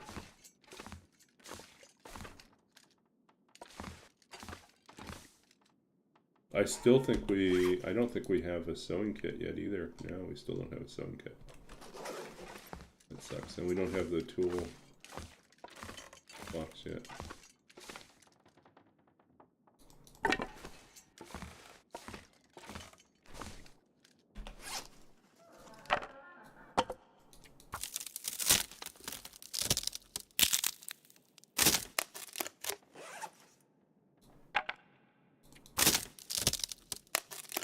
You know what we're going to... No, that uses up too many calories. We want to be able to sleep. Good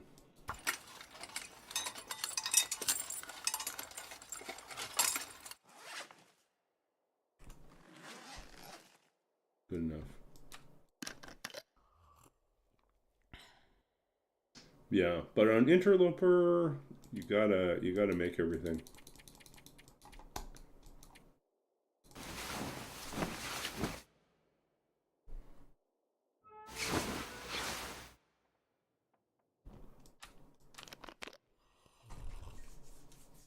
Okay, we're going to wrap up here soon. I have a suspicion I may have to take off and give my...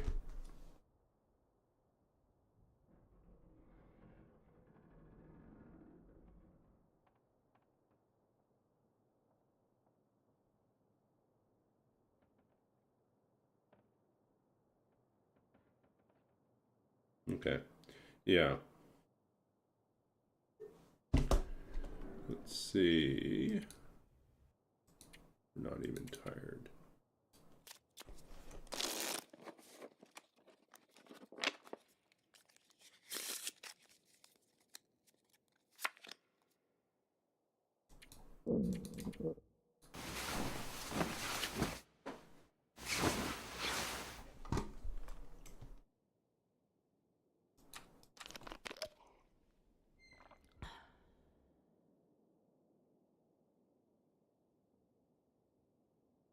Yeah, there's a lot of stuff, like if you're doing one of the other difficulty settings, there's a lot of cool things you can find that will help out. But on Interloper, those things don't exist. None of them. So you're just on your own. Which is part of the reason why Interloper is so interesting, is because it really is,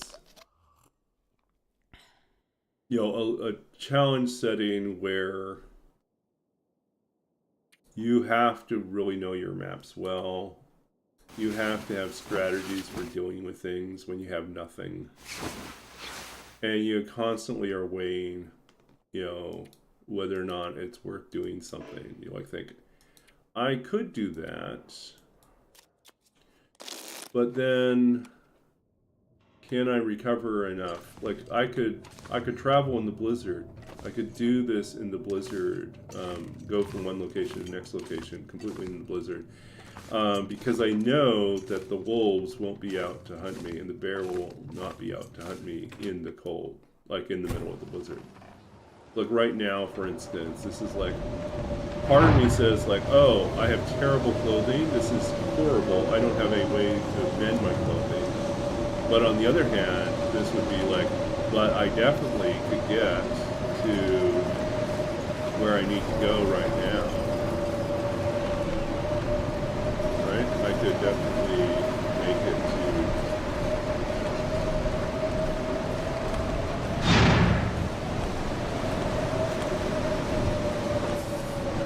to back to the mine.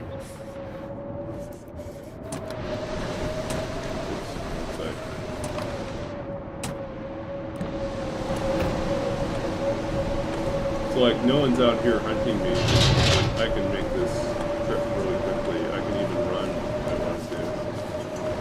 Really taking a little bit extra damage.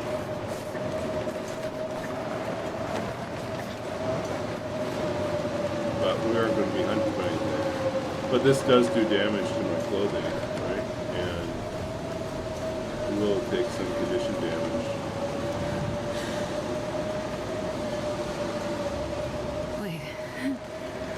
Cold, I'm warming up a bit.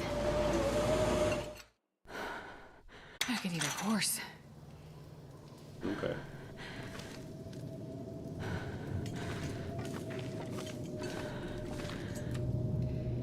So now we've got a different problem, which is that we don't have enough torches. Well, we might be able to do this with one of these.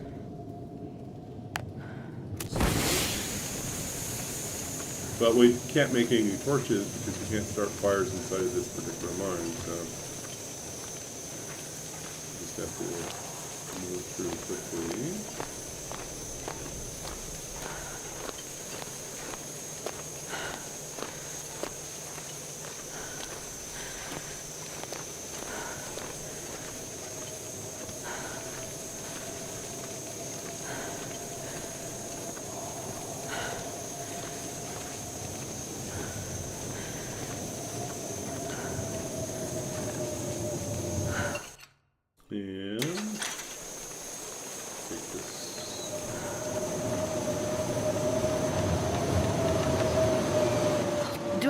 If I don't warm up soon. Is there anything here? We all removed everything, right?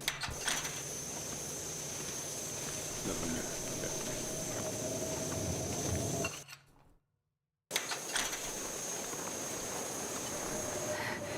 It's so cold. I just want to lay down for a bit. Okay, so we're just gonna make this the exit.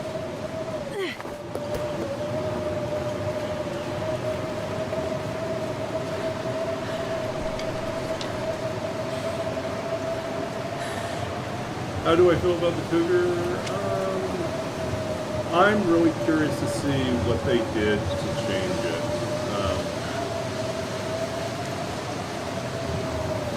I think in the original implementation, it looked like it was just going to be a real annoyance to have something hunting us that we never had a legitimate chance of being able to respond to. Like, bear maulings are one thing. I mean, if you're unfortunate enough or silly enough to get yourself in that situation, be cornered by the bear maul, then yeah, I don't think you can fight off the bear. That's just the concept. But you got plenty of opportunities to like detour around the bear.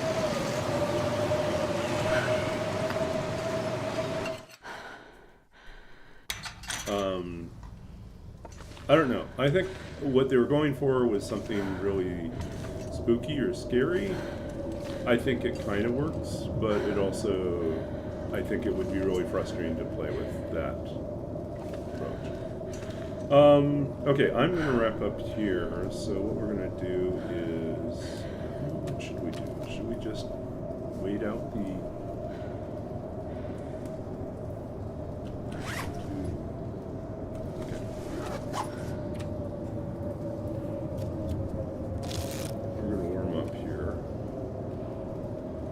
I think my stomach is eating itself.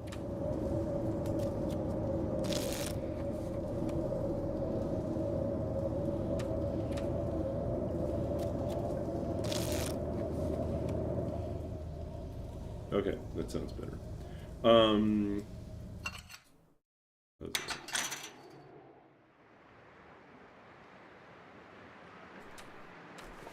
So I think what we'll do is we'll start a fire, we'll make some new torches, and then we'll wrap up.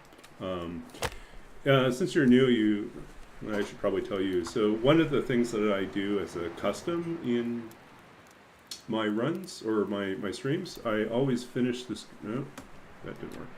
I always finish the stream reading a poem. So it's randomly chosen from one of my poetry collections. I have 2 books of poetry and then some additional poems that have not yet been published in a book, but have been published individually. And so I'll read something to wrap up, and then usually I'll do a bit behind the poem and talk a little bit about what's going on in the poem or where does it come from. People are, if you build up enough points, you actually can do other redeems to have me read other people's poetry, or you can have me read my own poems, or you can have, some crazy people want me to read from my dissertation, which was on 19th century artificial intelligence. The automaton chess player, Frankenstein, and Sherlock Holmes all make appearances in that dissertation. And maybe we should do some water. Because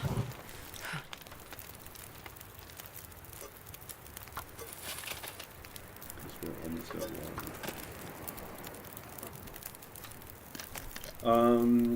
And yeah, so a variety of different things. There is cougar clothing and a cougar weapon if you do successfully kill off the cougar.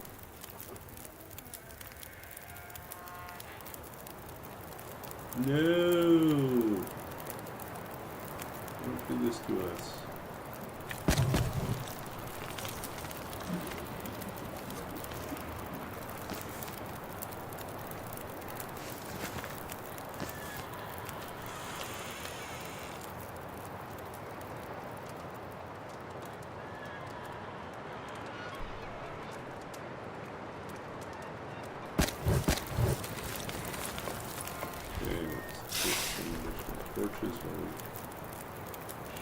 Really doesn't want us to take torches. Okay, now we are officially stopped. Okay, so we're saved here. I'll read something to wrap up. We will find someone to raid. Let's go here. And then I need to just make myself available because I think I have to go pick up my roommate soon. So. Okay, so let's go find something to read. Poem chooser. Kite flying. I guess we could read that one. So this is actually from my first book of poetry, The Lost Country of Sight, published by Anhinga Press in 2008. This was winner of the 2007 Philip Levine Prize. That feels like a long time ago. 2007. That's what, 17 years ago. Wow. Okay, so we're reading a poem called Kite Flying, and then I'll talk a little bit about the poem, and we'll go find someone to rate.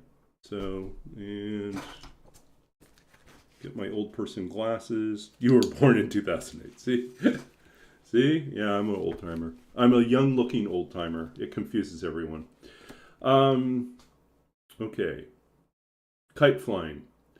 Late summer, when the winds blew hard, I would blend into the sand while my father stood at the edge of the beach, watching the kite rise against the dark pines, and the line which tethered it to his hands became invisible in the half-light of dusk.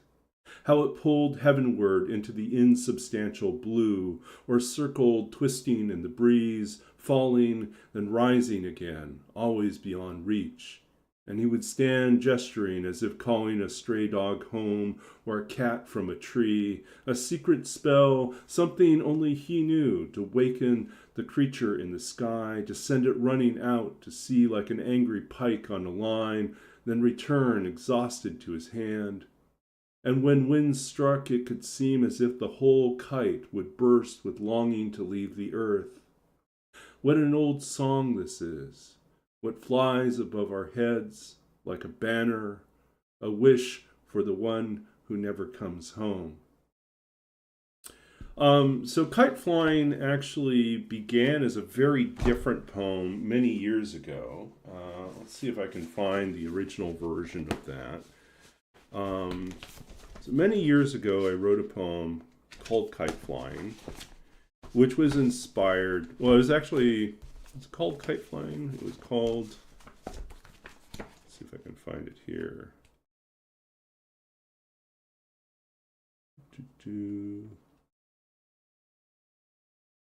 No.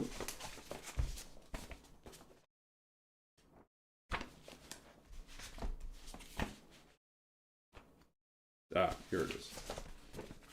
So this was the original version of the poem, or something like this. Thinking of Zhang Liang. Let's see, Zhang Liang. Zhang Liang was a so the story is in the war between the states of Han and Shu, which was about 3rd century BC. General Han Xin surrounded the Chu forces, led by General Xiang Yu, and built a giant wooden kite for the warrior Zhang Liang to ride in. And so he builds this giant kite, flies their best warrior over the enemy camp, and then okay, I'll read the poem and then we'll talk about what a crazy thing was and how it led to this poem that I ended up reading. The kite rolling in the heavens above my head is a distant song my father plays at the end of the pier. How it turns like an angry pike against the line, pulling away, running tethered into blue. How he calls it back one hand at a time till it hovers, a bright filament in the sun. How I can't remember who won the war when Zhang Liang flew over the Chu army and sang their songs till their hearts yearn for home. How your voice carries even here. So that's what Zhang Liang did, was he was flown above the enemy encampment, and then he proceeds to sing all their songs of home, all the love songs, all the melodies that these soldiers far from home had not heard for a long time. And here they hear it haunting, coming through the air above them, and they all become so homesick that they can't bear to go to war. They can't bear to continue the fight, and they refuse to go on, and they leave. So this is not entirely historical fact. This is like the account comes in a fictional account of the war. So there is certainly some sort of liberties taken. But it's such a wonderful like thought or idea that like the kite could be used in this particular way. And that it becomes a symbol of homesickness and longing. The poem I wrote, the final version of it, the inspiration for that, happens much later on.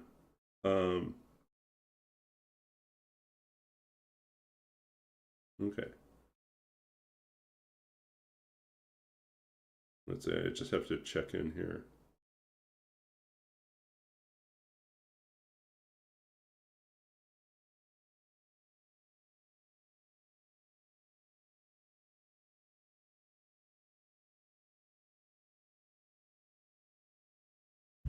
Okay. So, okay. So anyways, yeah. So I wrote the final version that makes it into the book happened because as I was in the course of writing the book, um, in 2006, my father became ill at the end of 2006, and we didn't know exactly what was happening. But his condition worsened dramatically. 2007, he ends up passing away from ALS, from Lou Gehrig's disease. And so, like, there was this 8-month rapid decline of his body where his mind is perfectly intact, but the body is shutting down. And I had the sense early on that this might be ALS. And so there was a part of me that was already prepared, already thinking about the fact that these might be the last months I get to spend with my father. And so I was finishing my book and revising these poems. And a lot of what I had written up until that point had set out in a different path. But now, as I was finishing the book, while my father was in these late stages of dying, I found myself rethinking the book and rethinking the poems in light of my father's, impending death, and then after he passes away. A lot of things stood out to me as really being about my father that I hadn't thought about in that particular way. So the whole book ends up becoming an elegy, a memorial for my father in some sense, but it's also a memorial for some of the other people that I had lost, in those years that I'd been working on the book, family and friends that have passed away. So that's kind of where that poem comes from and how it originated. And then a number of years later, I had the opportunity to work with a composer, and the composer fell in love with this particular poem and a couple other poems.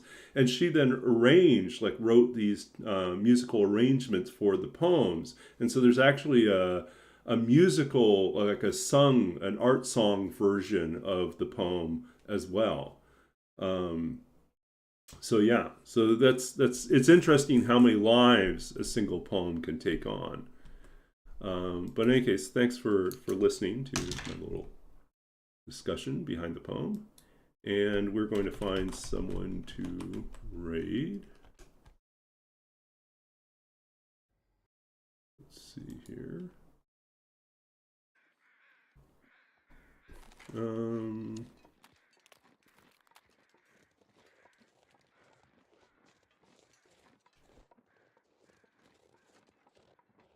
Okay, LB Neo. Maybe we'll try LB Neo. Okay. So I'm gonna. This will probably be a raid and run because I'm most likely gonna have to go out and. Oh, you want a Baba block? Okay. So yeah, we can do that too. Baba block. There you go. Okay, so we'll get this raid going here in a second. Thank you for hanging out. We will see you all again in the near future. Probably, I'm going to say Tuesday night, maybe? I don't know. It's kind of a chaotic week right now, but I'll try to be back on soon. Take care, and we'll see you again soon. Bye.